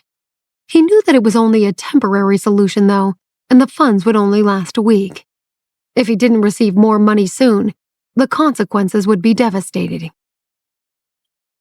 The next morning, on New Year's Eve, he took the train to Pittsburgh to see Hannah. She had just finished writing her last magazine article for the year. She planned on going to New York later that day to visit her parents before going on her next assignment in the new year. She was packing her suitcase and looked up in surprise when she heard a knock on the door. Who is it? She heard Brock's familiar voice in the hallway. Han, it's me. Can you let me in? She hesitated before opening the door. Brock was wearing a thick gray coat that made him look exceptionally tall and handsome. He was holding a paper bag in his hands. Sorry for barging in on you like this, but I had to see you. She made no move to let him in and just stood there, staring at him. His eyes were red and had dark circles under them. I don't think we have anything left to say, Brock.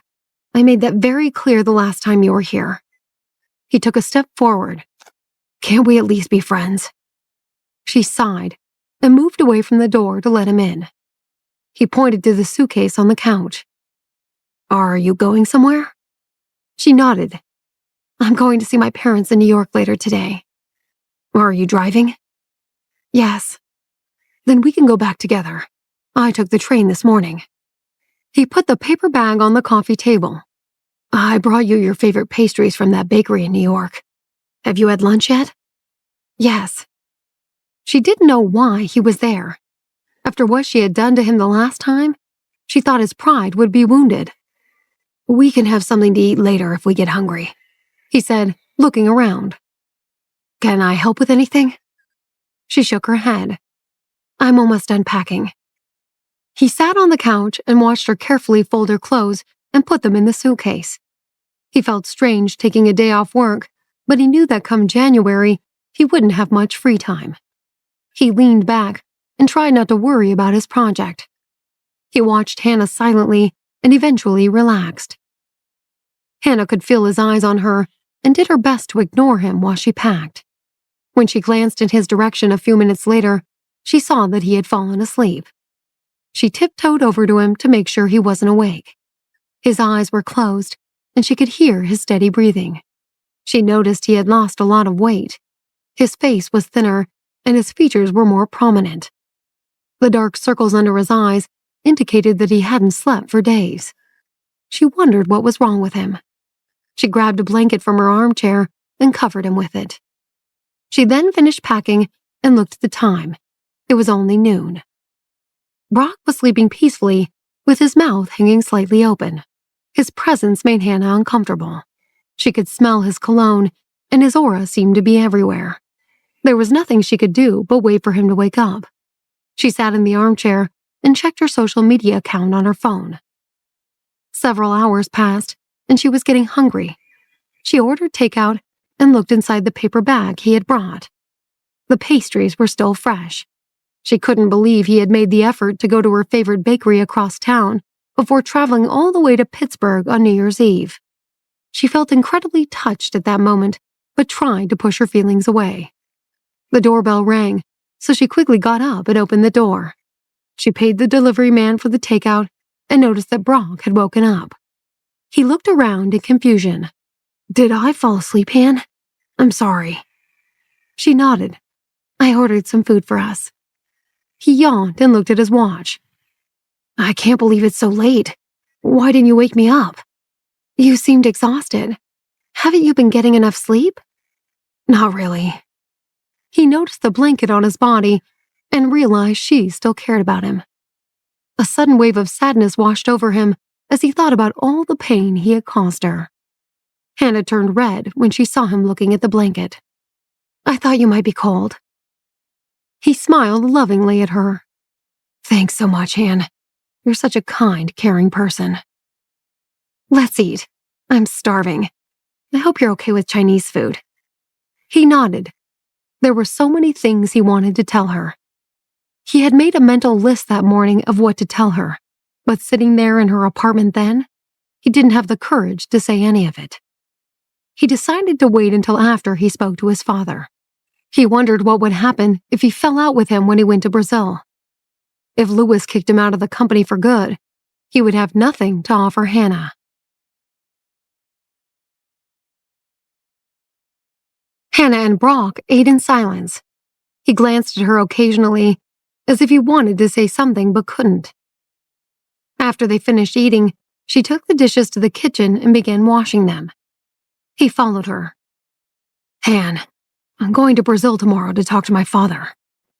She looked up at him and saw the pain in his eyes. Would you still care about me if I lost everything? He asked. She gave him a puzzled look. Why would you ask me that? He shrugged. No reason. I was just curious. We're not in a relationship, Brock. It has nothing to do with me. I know. Forget I even asked. Are you ready to go? I was planning to do a bit of cleaning around the apartment before I left, but I guess it can wait. He nodded. Good. Get your things. I'll take out the trash. They got ready to go, and he carried her suitcase to her car. He was about to get into the driver's seat when she stopped him. I would prefer to go alone, if you don't mind. Why don't you take the train back? She felt uncomfortable around him and didn't want to sit in awkward silence for the next few hours. Afraid that he would insist on going with her, she added, My boyfriend's waiting for me there. I don't mind. I'll drop you off and then call a cab to take me to my place. I'd rather drive than take the train. He opened the car door and got in. She had no choice but to sit in the passenger seat and let him drive. They made small talk and listened to music on the radio. They stopped at the gas station on their way, and Brock went to the restroom. When he didn't see Hannah after going back to the car, he decided to smoke a cigarette. She still hadn't returned after he had finished smoking, so he went inside the convenience store to check if she was in the restroom. He found her next to the cashier's counter, talking to two young men. They were asking her for directions, but he could tell they wanted something else. He overheard one of the men telling her she looked familiar and asking her if she was a celebrity. Brock strode over and glared at them. Is there a problem here? Are you looking for a fight? The two men stared at him in stunned silence as he put his arm around Hannah possessively. He was much taller and stronger than they were, so they quickly apologized and left. Hannah was shocked by Brock's unusually aggressive behavior. What's wrong with you? They were completely harmless. He shrugged. I thought they were bullying you. I don't trust anyone anymore after that incident in front of your parents' building. She didn't want to make a scene in the store, so she didn't say anything. They made their way out and passed the two men standing by the entrance. Brock deliberately walked between them and shoved them aside. Get out of our way. The men stepped back to make room for them. He turned to Hannah after they got in the car. In the future, if something like this happens again, don't be afraid to shout for help. She nodded. Okay, thanks. You just can't trust people these days. I won't always be around to protect you, so you need to know what to do. He handed her a cup of mochaccino. Here, I got you some coffee. They arrived outside New York a few hours later and stopped at a fast food restaurant to grab a bite to eat. It was already dark by the time Brock pulled into the parking lot of the building where Hannah's parents lived. He carried her suitcase to the lobby and put it down. I'll leave you here. I don't think your parents would be happy to see me. She nodded. Thanks for driving me. He looked deep into her eyes. There's no need to thank me, but you can give me a big hug. Her heart skipped a beat. She turned red with embarrassment and took a step back. But he wasn't going to give up. Come on, what's a hug between friends on New Year's Eve? Tomorrow's a brand new year. Hannah bit her lip and shrugged. He drew his arms around her and held her tightly. She could barely breathe. Her heart was racing, and she had no idea what would happen next. She wanted to pull away when she heard Brock whisper in a trembling voice. I'm so sorry for everything. You can't imagine how much I regret what happened between us. Though she wasn't sure what he was referring to, she suddenly felt incredibly sad. He continued, You didn't deserve it. I wish I could take everything back and start all over again. He loosened his grip and looked at her. Will you wait for me while I go to Brazil and talk to my father? His eyes were red and full of emotion. She sighed, thinking she would never be able to escape her destiny. Did something happen recently? You've been acting strange all day. He smiled and gently pushed a strand of hair away from her face. No, nothing happened. Happy New Year, Han. She forced a smile. Happy New Year to you too. Just then, her phone rang. She took it out of her purse and hesitated for a moment before answering the call. Hey, Ezra. Brock froze when he heard the name. I just got here, so my parents and I can meet you later, Hannah told Ezra. They'll be thrilled. Brock looked at her with a pained expression after she finished her conversation. So you're spending New Year's Eve with him? She nodded. He invited me and my parents to dinner. and then we're going to his concert.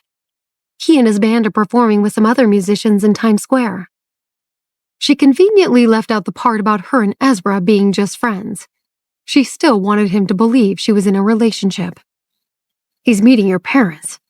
Brock asked. He stood still and looked at Hannah with disbelief and horror clearly on his face. Jonathan had told him about Hannah's infertility the day before, and the information led him to believe that Hannah had broken up with him because she couldn't give him children. He had always hoped that Hannah and Ezra were just friends, and that they had been putting on an act for him that day. But hearing Ezra was meeting her parents caused his heart to break just that little bit further until it felt like a shattered mess. He was finding it very difficult to pull himself together. His world had been turned upside down because of all that had happened to him recently. Where he thought there would be light, he only found darkness. He couldn't help himself from probing the wound. "Do you really like him? Even though he's a celebrity, you'll have all sorts of obstacles to overcome to be together. And you may not be able to be together openly, even if you are married. Are you really still going to choose him?" Hannah couldn't bear to look at Brock's broken expression, but she knew that she had to continue with her deliberate cruelty. "Yes, I am." Brock smiled bleakly. He reached out and gently brushed her hair away from her face. "Do you know how much I regret what I did to you after we were married?" He knew that any further conversation was futile, so he smiled sadly and turned to leave. Hannah felt a heaviness in her heart, but she pushed those feelings aside and stepped into the elevator. During their short marriage, they hadn't interacted much, but once they had reconnected after Jonathan's wedding, things had been pretty sweet. Back then, Brock had told her that his father had some obsessions, and continuing the family line was one of them. With it being very unlikely that they could have children, she knew that her time with Brock had to end, and that they were not fated to be. She was all too aware that Helga's treatment would only increase the possibility of her conceiving by a small amount. She forced a smile onto her face and up to her parents' home, while Brock ventured into the city. After that encounter, he had no idea what the future held. He switched his phone to silent mode and stood alone on the bridge, allowing the cool wind to soothe him. Times Square was exceptionally lively that night. Many celebrities had been invited to take part in the New Year's celebrations, and Ezra was one of them. Although still with the band, he was embarking on a solo album, and his emotions matched the joy and excitement that was buzzing around the city as its residents welcomed the coming year. On New Year's Day, Brock boarded a plane and flew to Brazil. As his plane climbed into the clouds, Latham guided Ashley to the courthouse. Just a day earlier, he had taken her home to meet his mother, and earlier that morning, he had taken her to the cemetery to visit his father's grave. It was very cold outside, but the sun was shining, and it gave the day a relaxed feel. They had parked in a nearby parking lot, and they continued to the courthouse together. Although it was New Year's Day, the court officials were working overtime to cater to the number of people who liked to start their new lives together on the first day of the new year. The sun created halos above their heads as they made it to the entrance of the building. There were many people needing to get things done, and Ashley slowed when Latham did to let others pass by. They weren't in a hurry. They saw several couples holding hands and laughing, while others were walking around with gloomy expressions on their faces. The courthouse was filled with both joy and sorrow. Latham stopped entirely on the steps outside, and Ashley was surprised. "What's wrong? Is your leg sore?" He shook his head and stared at her before bending down onto one knee. Her eyes widened further, and her heart felt as though it had jumped into her throat. She watched him take a dark blue and gold velvet box from his pocket. The box looked as though it had been around for a while, as some of the velvet was worn. Latham raised his head and looked at Ashley while he spoke from the heart. "Because of Jonathan, I had heard of you before I knew you. He didn't know that you were his sister, and your relationship wasn't great. At that time, I thought that you were stubborn, willful, and arrogant. and I never thought that we would get along. The next time he talked about you, he mentioned with brotherly pride that you were his half-sister.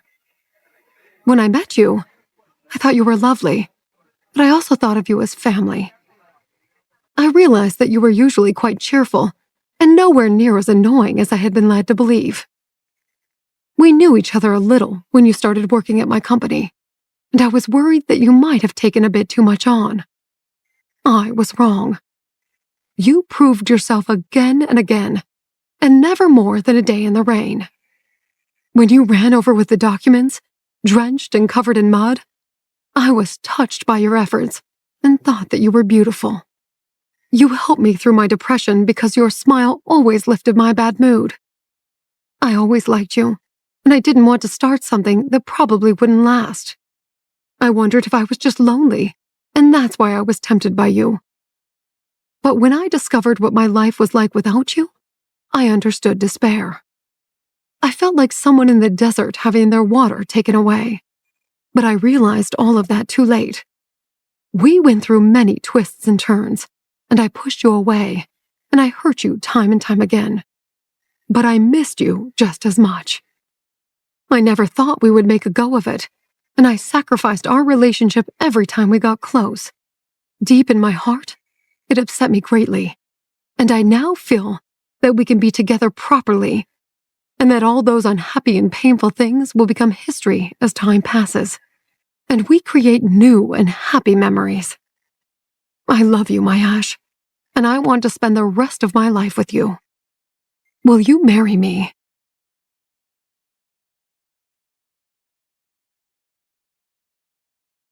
Ashley looked at Latham.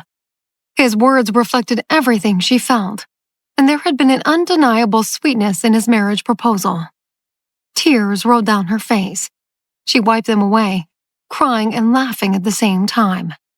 Yes, I will. There was clapping from passers-by who heard what was going on. Definitely marry him, someone said. Latham took out a ring, lifted Ashley's hand, and put it on her finger. She helped him stand up, and he lowered his head and kissed her. There were still many people coming and going from the courthouse, but he pulled her to him more tightly and deepened the kiss as though no one else was around. He eventually released her and pressed his forehead against hers as he smiled. Let's go and make it official, my Ash. Ashley had heard Latham call her something different, but it hadn't registered during the proposal. She felt her whole body go limp from being called a special name by him, and her ears turned red. Why did you suddenly call me that? Would you like me to call you my Ash or wifey? Ashley bit her lip as she thought. I like them both. What would you call me? He asked with great interest. She appeared to give it some serious thought. Lele? He narrowed his eyes. I think you're looking for trouble. She couldn't hide the smile in her eyes. Maybe Latham Lamb. Very good. He looked at her probingly. I'll have to think of some way to get retribution. Maybe I'll exhaust you tonight. Are you sure? Do you really think you can? I'll remember that. His eyes sparkled with just the right amount of danger. Ashley was thinking she may have pushed him too far when he pulled her to the counter to take a number. Call me husband, he whispered in her ear, and then he lightly bit the tip of it, and her whole body felt electrified. When the shock departed, she felt bereaved. We haven't gotten our marriage certificate yet? Latham pulled her to sit down next to him. You can shout it tonight in bed then. This is a new side of you. She hadn't seen him behave in that manner, and she couldn't describe what she was feeling.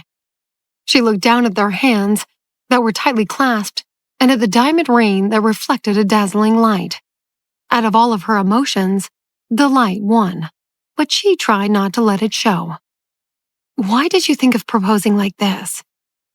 She had never thought of him as the romantic type and was intrigued by the new side to him. She hadn't expected him to propose to her like that, especially not in public. He smiled. Because I'm less afraid of you causing a scene in public. you can be quite ferocious, like a tigress. Well, if you're going to keep calling me names, I'm not sure I want it to be official anymore. Huh. She pretended to get up. He wasn't completely sure that she was joking, so he spoke seriously. Because I feel that no matter how I try to make it up to you, it won't be enough. She was so surprised that she almost forgot to breathe. She looked at him with suspiciously wet eyes. Whatever anyone else has, I want to give it to you. Whatever they don't have, I want to give it to you. He kissed her cheek. I've disappointed you too much in the past, so my aim will be to give you everything you want for the rest of my life. Ashley's nose twitched, and the tears that had threatened to fall rolled down her cheeks. It just so happened that that was the moment their number was called. She quickly wiped her eyes and realized that some of her mascara had smeared onto her hands. She felt vexed. It's all your fault for making me cry. If she had known he was going to be so sweet, she wouldn't have put on makeup. She wanted to use her phone as a mirror to fix herself up, but Latham had already pulled her to the counter. The staff official had everything ready. She didn't have time to look in the mirror, so she decided to roll with it and signed the marriage certificate happily when it was time. She felt as though all the emotional twists and turns in her life were left behind on the thin piece of paper with the stroke of a pen, leaving only happiness for the future. She finally saw herself just before pictures were to be taken, and she looked as much like a panda as she had imagined. She punched Latham playfully in the arm. You didn't tell me it was so bad. I love you regardless, he said innocently. I know that I married a treasure, and no one else has it so good. Ashley pretended to be angry at his teasing, but the photographer was good at her job, and she took out some makeup remover pads from her bag to help Ashley remedy the situation. Latham and Ashley both smiled sweetly for the camera. On their way out, she kept looking at the marriage certificate and the photo in her hand. She couldn't stop smiling. Her happiness was contagious, and he took photos on his phone to further capture the moment. Ashley wanted him in them, so she put it on selfie mode and snapped a few with both of them holding the certificate. Back in the car, Latham opened up his social media accounts and posted 9 of the best photos with a caption announcing that they had gotten married. Photos on her phone, so she shared Latham's post and added her own equally heartfelt message. You're the only man I want for the rest of my life. The comments started instantly. Almost all of them were blessings, but Jonathan's message caught their attention.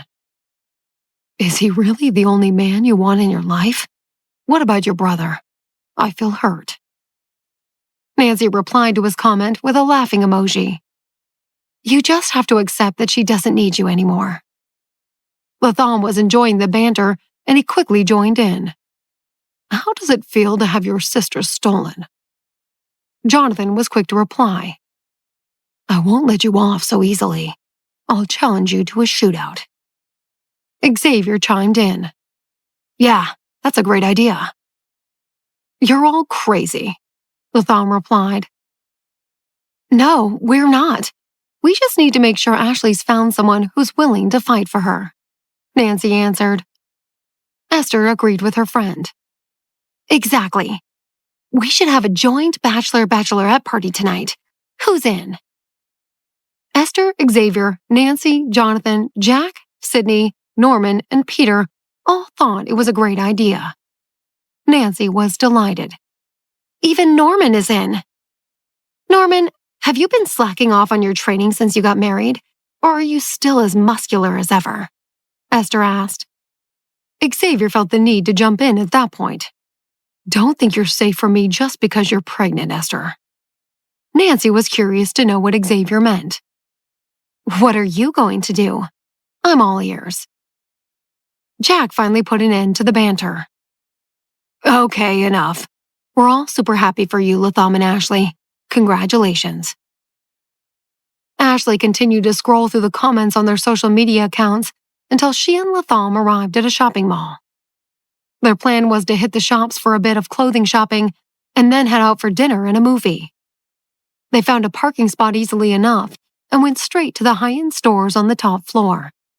The two of them held hands as they walked in, and they locked eyes as they both recalled the last time they had been at the same store. Latham saw a red coat and picked it up. "My Ash, try this?" She wasn't quite sure about the bright color, but she liked the cloak style. Just as she was about to try it on, she suddenly raised her eyebrows. "Don't you need to call your girlfriend Mavis to help you find some clothes?" Latham smiled apologetically. "I'm sorry. It was wrong of me to do that. If you ever get someone to pretend to be your girlfriend again, I'll find another husband." She picked up the red coat and walked into the changing room. Latham smiled and waited for her outside the cubicle. He noticed a skirt that he thought she might like, and he moved toward it. He had only taken 2 steps when his ankle started to hurt, and he stumbled and started to limp badly. He looked up and caught the stunned gaze of the shop assistant. He took a deep breath and kept going. There were 2 other women who also spotted the skirt. They were behind Latham, but moving at a much quicker pace, and they eyeballed his legs as they went past. They reached the skirts before he did and grabbed the first 2 that they saw. There was only one still hanging on the rack, and he was happy to see that it was exactly Ashley's size, so he took it. The 2 women realized that the skirts they had taken were the wrong size, and they frowned. They put them back and looked through the other items in the store. However, nothing was their size. One of the women pointed to the skirt and asked the shop assistant if there were any in her size. The shop assistant scanned the shelves and shook his head. "We usually only stock 1 item in each size to avoid overordering. If there are none on the rack, we don't have any." One of the women then pointed at Latham. "The one he took is our size." All eyes turned to him. "Can we have that one to try?" she asked. She was tall and thin. Latham shook his head. "I'm sorry. I'm going to give this to my wife." "Wife?" The shorter girl smirked. "The cripple has a wife?" The taller of the 2 gave her companion a disapproving look. "Don't say that." The shorter one ignored her and sneered. "I think he looks pretty good, but he's disabled. How would anyone normal marry him?" "Just forget it," her friend said. "It's not a good look to pick a fight with a person with a disability. Let's go." The shorter woman looked like she still had more to say, but her companion pulled her toward the door. At the same time, the door of the changing room was pushed open. Ashley, wearing the fiery red coat, quickly walked over. She hadn't heard everything, but she had heard enough, and her ire had been instantly aroused. She wanted to tear the 2 women apart with her bare hands, but she settled for a slap. It shocked everyone, especially the shorter woman on the receiving end. She quickly snapped out of it, though, and tried to retaliate. Ashley was tall and exercised often. She was also very strong. She wasn't afraid of a fight. Latham was a little worried that she would get hurt and wanted to stop her, but his legs didn't listen to his orders. Ashley felt exceptionally fierce. She pushed her opponent to the ground and lifted her leg as if to kick. "You don't like the look of my husband's legs, huh? How about I do the same to yours?" The taller of the pair was scared stiff, but she tried to pull Ashley off. Ashley wasn't to be deterred and was quite happy with 1 versus 2. Latham finally recovered control of his body. He stepped in front of Ashley and spoke softly. "Let's not lower ourselves to their level." Nothing was going to rein her temper in at that point. "I want to smack their mouths shut. Exposing other people's weaknesses is not what mouths are for. They were clearly not well brought up and need some discipline." The shop was in a mess, and the shop assistant called the security guards. They arrived quickly and separated the women. They also called the police, which was how it came to be that Latham and Ashley spent their first few hours as newlyweds at the police station. When Jonathan received the phone call to ask for bail, he thought he had misheard, but he got them out as requested and took them home. Jonathan didn't know whether to laugh or cry. Neither Ashley nor Latham knew how to describe what they were feeling, although Ashley was still somewhat angry. The security guards came too quickly. I could have taken them both. Latham gently caressed her slightly swollen hand. Don't be so impulsive. A few words won't hurt me, but your hand is injured. Luckily, I don't think it's broken. Well, they should watch what they say. I really wanted to knock some sense into them. As soon as she said that, she felt her anger turn to heartache. On the day Latham had bared his soul to her in the hospital, he had buried his face in his hands and cried as he told her that he felt inferior. It made her feel as if a knife had cut through her heart.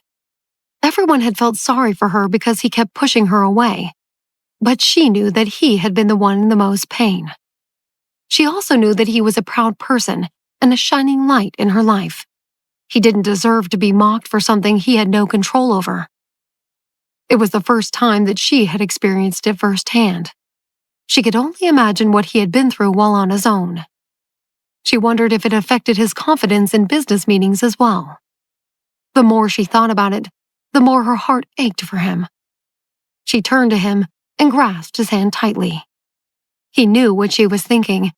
He held her in his arms and whispered in her ear, "My Ash, in the past, I was scared of everyone knowing about my disability.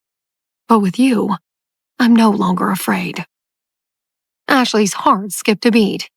She leaned into his arms and lay her head on his chest. She listened to his heartbeat and felt totally in tune with him. Jonathan noticed the interaction in his rearview mirror and smiled. "All right, you two. It's time to get excited. It's going to be a wild night. I just finished planning everything before I came to pick the two of you up. Let's have some fun."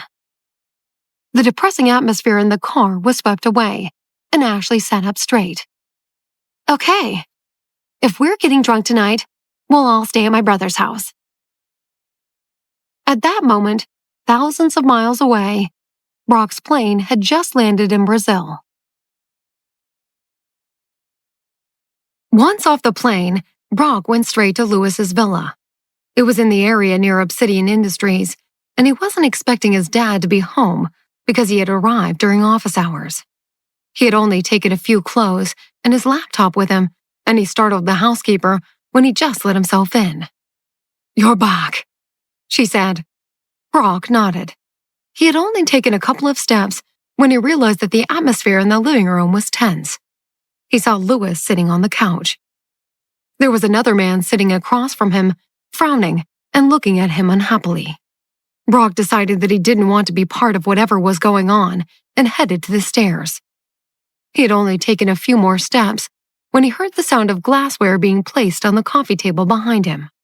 "Stop," Lewis ordered coldly. Brock stopped in his tracks and looked at Lewis indifferently. "What's up with your attitude?" Lewis's eyes were full of fire. He picked up a folder from the coffee table and threw it at Brock. "Take a good look at what's inside." The folder hit Brock and fell to the ground, scattering its contents everywhere as it landed. He bent down and found a photo. He frowned, picked up the bag, and dug further.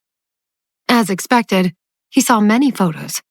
Some of them were of him at the company, and others had been taken while he had been looking for Hannah. Anger burned intensely as he slowly raised his head and looked at his father. "You've got someone to follow me?" Lewis visibly relaxed and looked at Brock with a faint smile. "You're good at playing the game and making things turn in your favor. I restore you to your position in the company, and you use that position to elevate your own company's interests." He stood up. "Your wings have grown, and you want to fly on your own?" Brock pursed his lips. He scrunched the photo in his hands into a ball. "Can't you let go of that woman?" Lewis sneered. "It's been long enough." He then walked slowly to Brock's side. "The Marsh family has no son. Who's going to take over their company? That daughter of theirs that you're so in love with?" Brock instantly understood what Lewis meant. He was using Hannah's company to threaten him again. He smiled coldly. You saw what Jonathan did when we threatened his company. Do you think that if we attack the Marsh family, Jonathan will just stand by and do nothing?" Lewis's relaxed demeanor changed to obvious fury. Brock continued. "An alliance between Obsidian Industries and the Pullman family would be huge. But New York is heavily influenced by the Davis Group. Jonathan is also the CEO of the Sumoko Corporation. How do you think you can fight him?" Lewis's chest heaved up and down, and veins popped out on his forehead.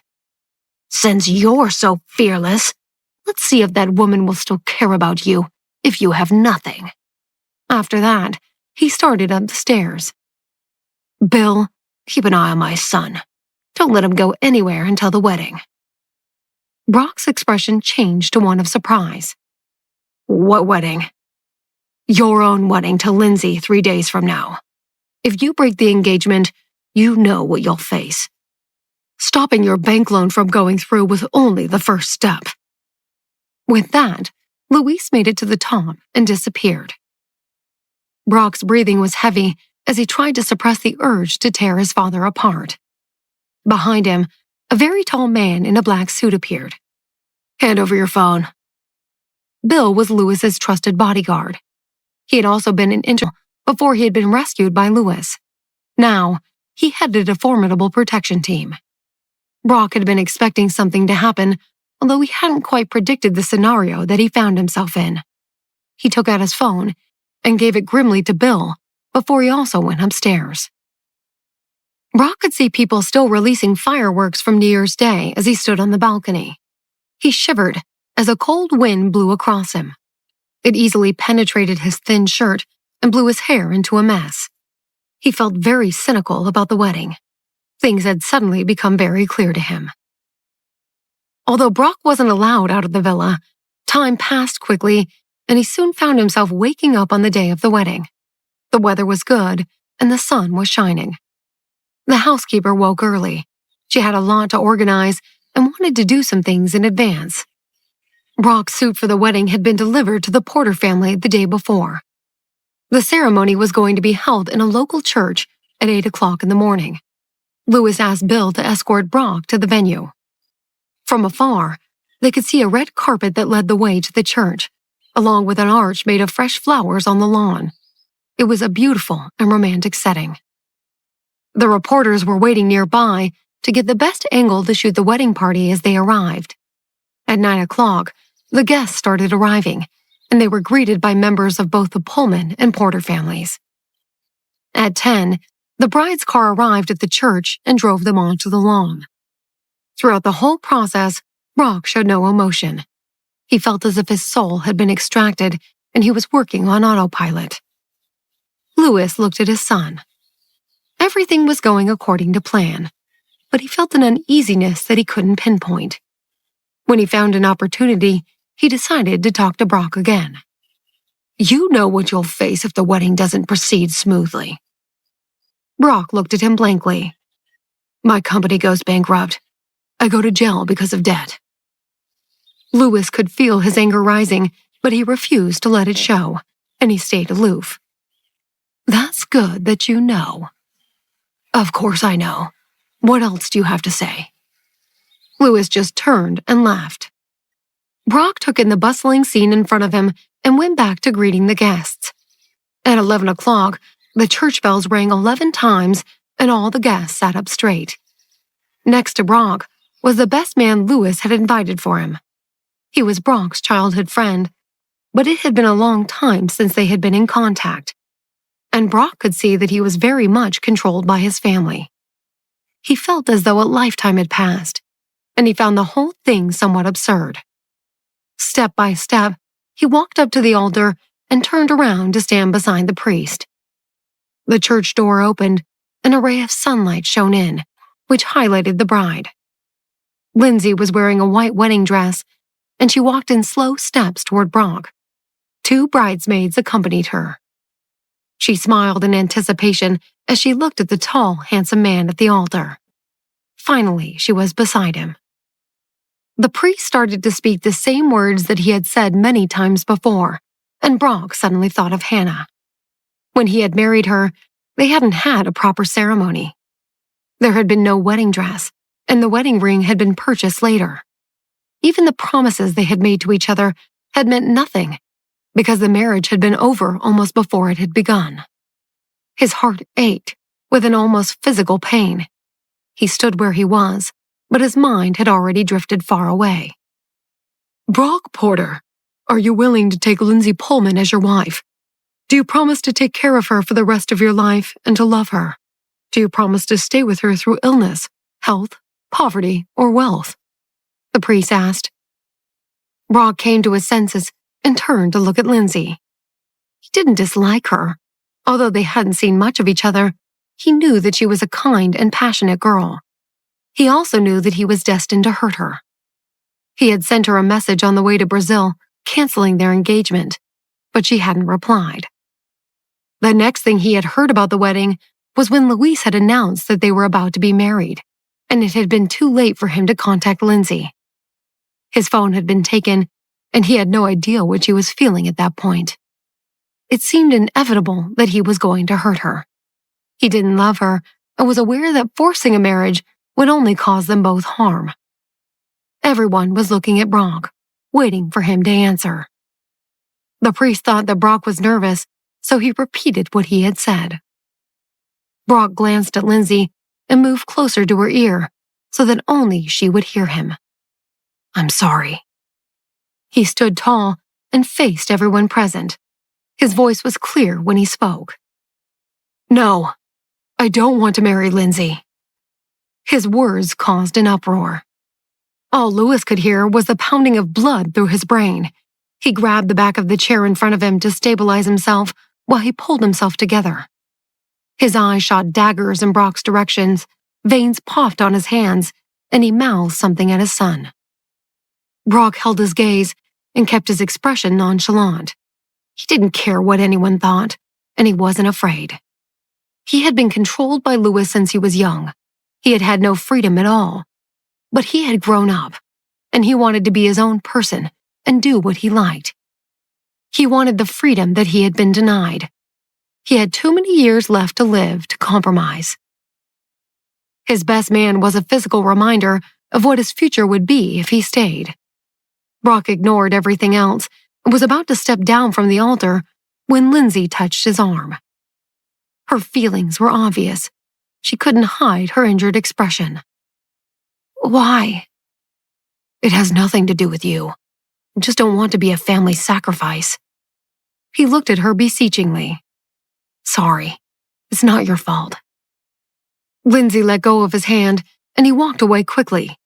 He ignored everyone's shocked expressions and the evil looks of the Pullman family. He strode toward the sunlight outside. The flashing lights of the media lit everything up further. Everyone was shocked at the outcome of the marriage ceremony because it had seemed a good match that would have made equally good news. The news of the failure to merge Obsidian Industries and the Pullman family through marriage quickly spread throughout Brazil. It also started trending on social media, and because there was a major project involving Obsidian Industries in the US, it wasn't long before the news reached them. Brock made it to his car, and Austin was inside waiting. Let's go. The wind blew through their hair and swept any thoughts of the wedding away. Once they were gone from sight, Austin spoke. Are you sure you won't regret it? I won't regret it, Brock answered with a rare, relaxed smile. It's been a long time since I've had such freedom. Austin looked at him seriously. While your phone was out of action, I received a lot of calls from the company. I'm afraid that it won't last more than a week. And if we continue to fight, not only will we go bankrupt, we'll also have to pay huge compensation. Brock nodded. I know. He had already made preparations for that eventuality. Brock, I know you want to cut all ties with your family completely, but is it worth giving up your future for freedom? He sighed. I've been talking to a friend, and he says that even if you sell the villa and add in all your savings, you won't find a way out. You'll be facing imprisonment for 2 to 3 years. You're too young to give up your life. It doesn't matter how old or young I am. Brock looked into the distance. I want to see what he's going to do next to try to win me back. Who else will go to his grave to see him when he's dead? Austin knew that Brock had made up his mind and that he couldn't do anything to change it. I have some savings. When the time comes, I can sell my house in New York. Let's see how it goes. Brock placed his hand on Austin's shoulder. No need. Don't sell your house. Otherwise, when I get out of jail, I won't even have a place to stay. When Austin heard that, he felt desolate. His throat felt tight, and he was unable to speak. Brock, on the other hand, looked and felt carefree. He leaned back in the car seat and looked peacefully at the horizon, as if all the talk had been about someone else. Brock asked Austin to drop him off at his parents' villa because he still had to collect his things. The housekeeper obviously didn't know what had happened, and she looked confused when Brock entered alone. Where's the young lady? He just smiled and chose not to explain. He went straight upstairs and picked up the things he had packed earlier. He then left with big strides. Just as he was about to get back in the car, Bill arrived. Brock looked up at the big guy. Bill was a head taller than him. Move aside, please. I'm sorry. Bill didn't move. He clearly didn't want him to leave. Brock handed his things to Austin. You should go. Austin looked at him worriedly, but still did as Brock had requested.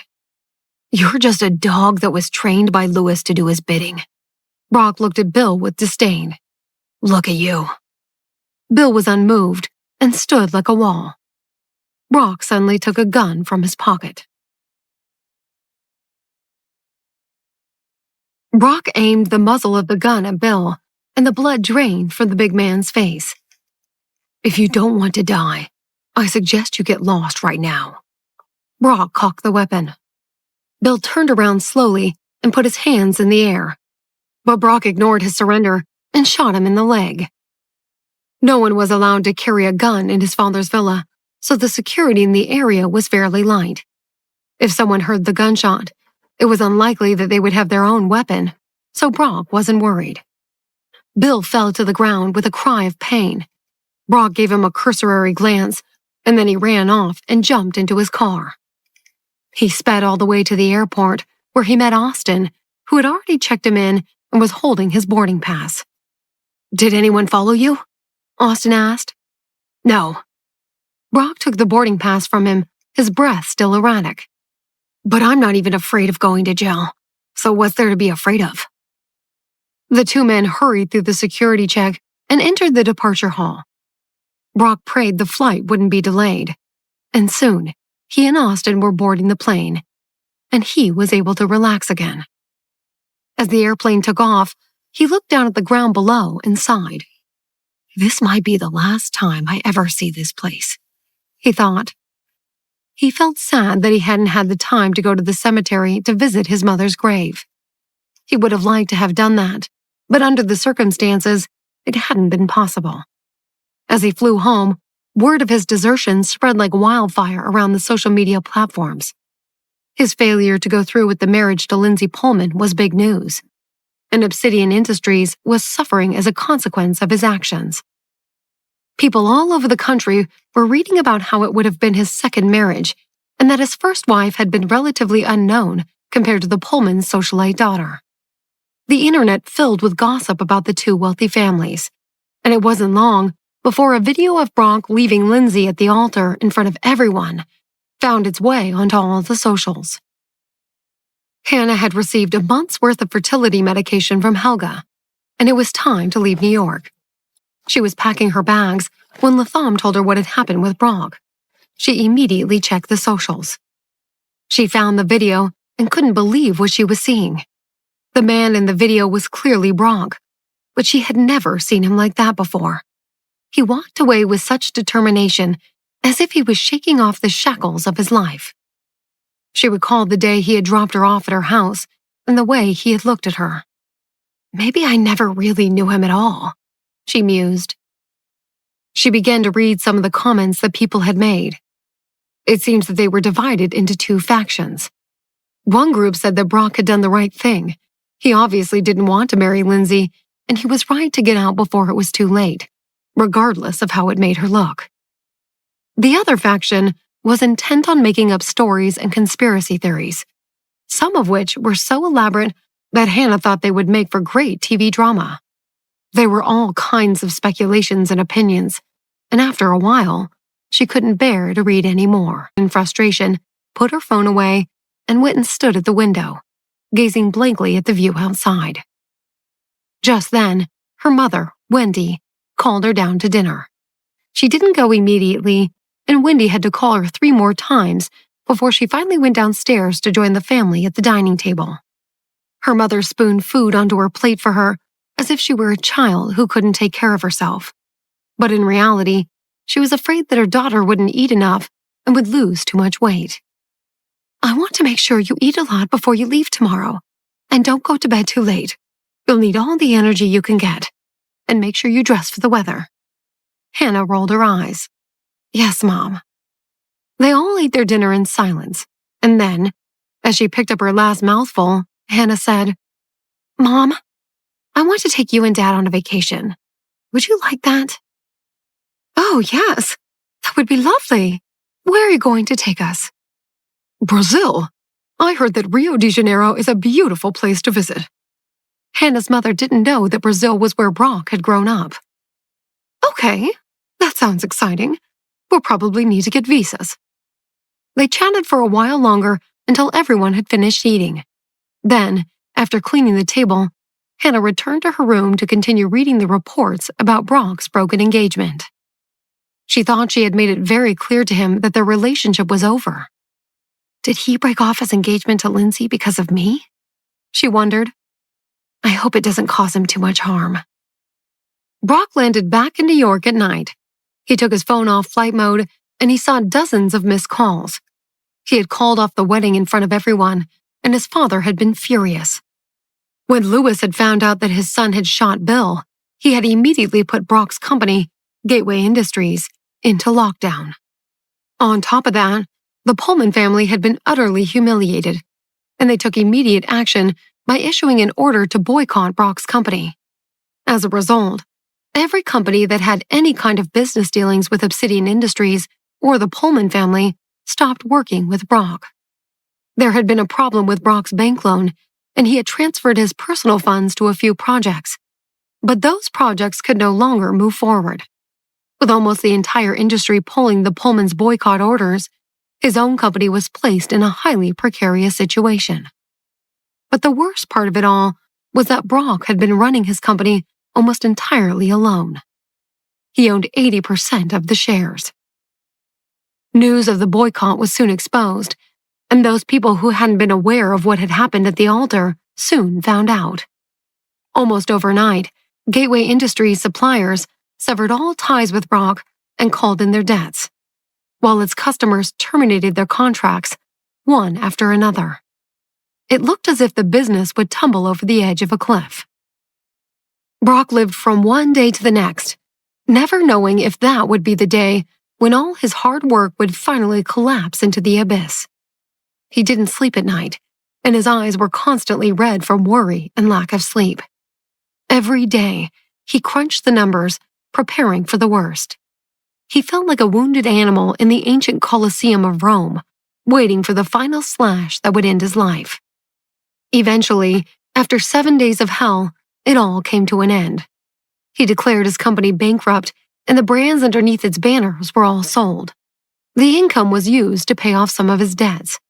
But Brock still owed nearly $15 million.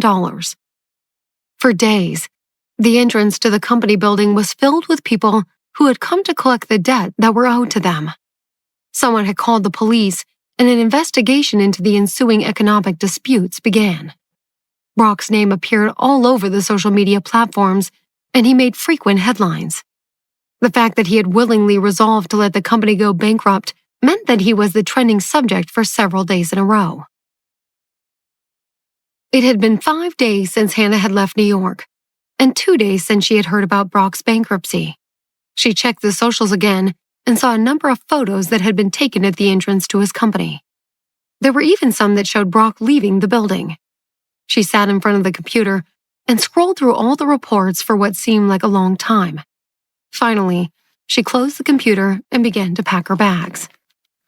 She didn't know why she wanted to go back to New York, but something was pulling her back. She had no idea what she was going to do when she got there, but she knew she had to go.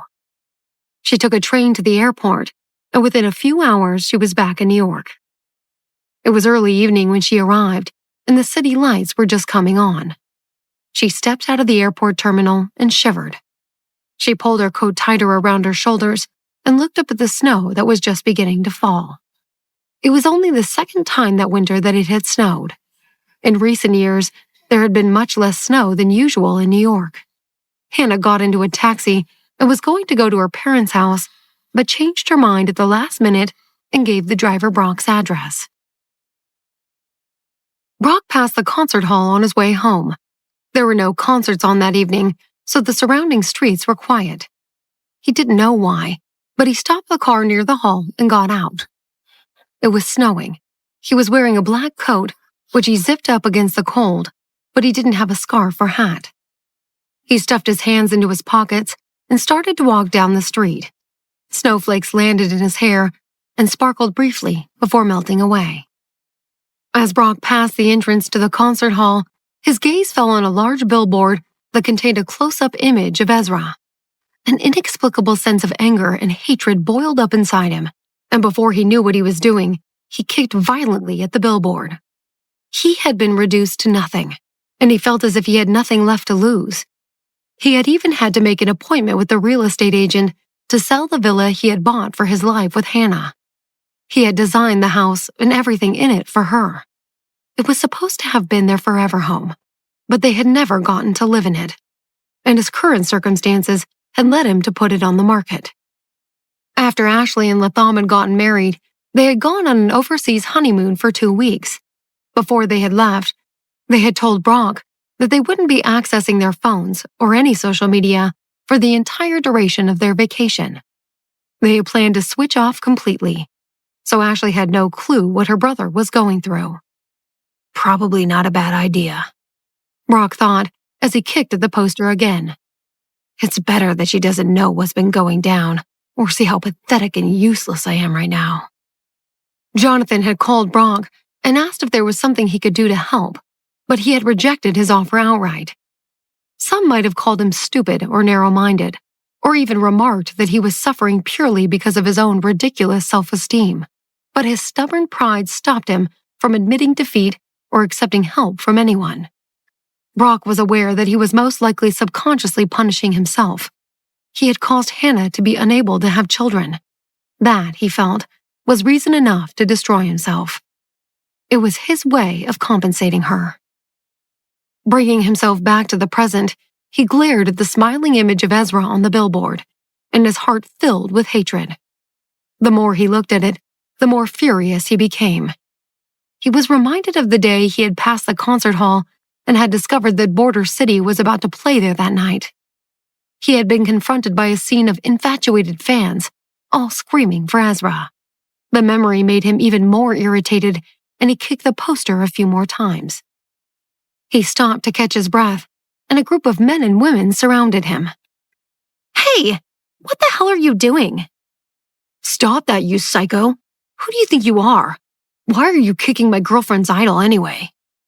"If you keep kicking Ezra, we'll kick you." Brock stared in stunned silence at the group of Border City fans, weighing them up. He was tall and strong, and he had always been good at fighting, but he was one person, and they were a group of 7 or 8.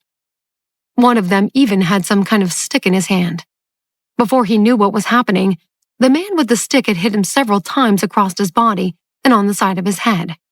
Brock fought back as well as he could, but it wasn't long before he felt a crack on his brow bone, and blood began running into his eye, blinding him. The sight of blood seemed to scare his opponents, and they turned and ran away in fear.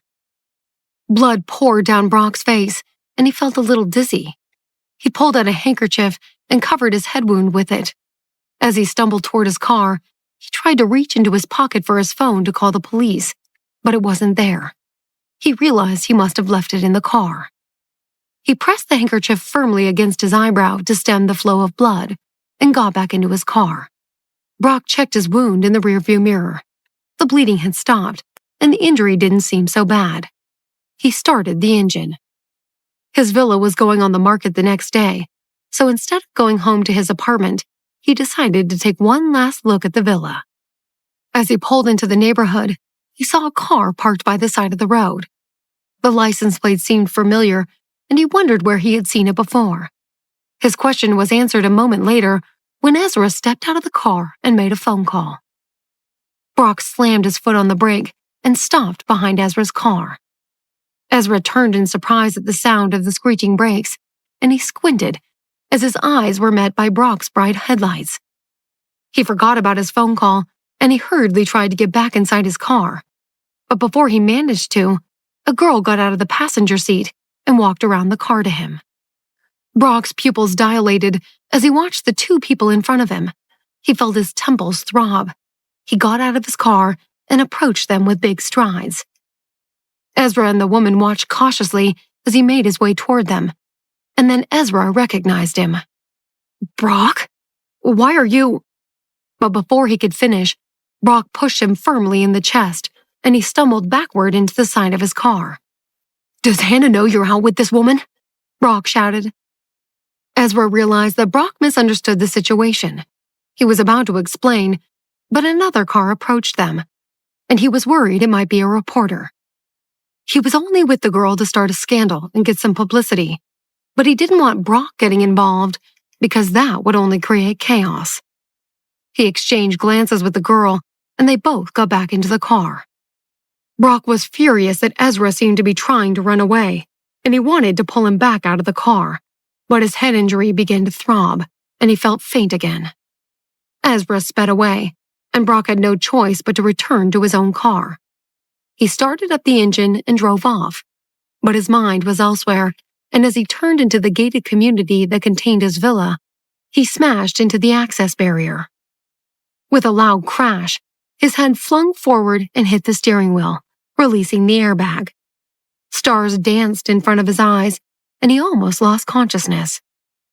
The pain wasn't immediate, but when it came, it racked his entire body.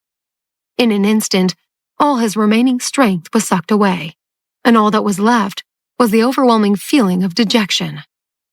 He sat in the driver's seat and stared through the windshield. He watched the falling snowflakes outside and felt that all his happiness and hope for the future was gone. It was as if he was standing alone in a bleak and empty ice field, unable to turn back or to see what lay ahead. When Hannah received Ezra's call, she was still on her way to Brock's apartment. "Hey, Hannah," Ezra said as she answered his call. "I just saw your ex." Hannah's heart jumped into her mouth. "Is everything okay?" "I don't think he's in a good place, actually. Something's wrong with him. He has a nasty cut on his eyebrow, and his mental state wasn't good. He was in his car alone, and I'm afraid something might happen to him." He sent her a GPS location of where he had seen Brock so that she would know where to look for him. She enlarged the map and immediately recognized the villa that was meant to have been her home was nearby. Her heart beat rapidly in her chest. "I've changed my mind," she said to the cab driver and gave him the address of the villa.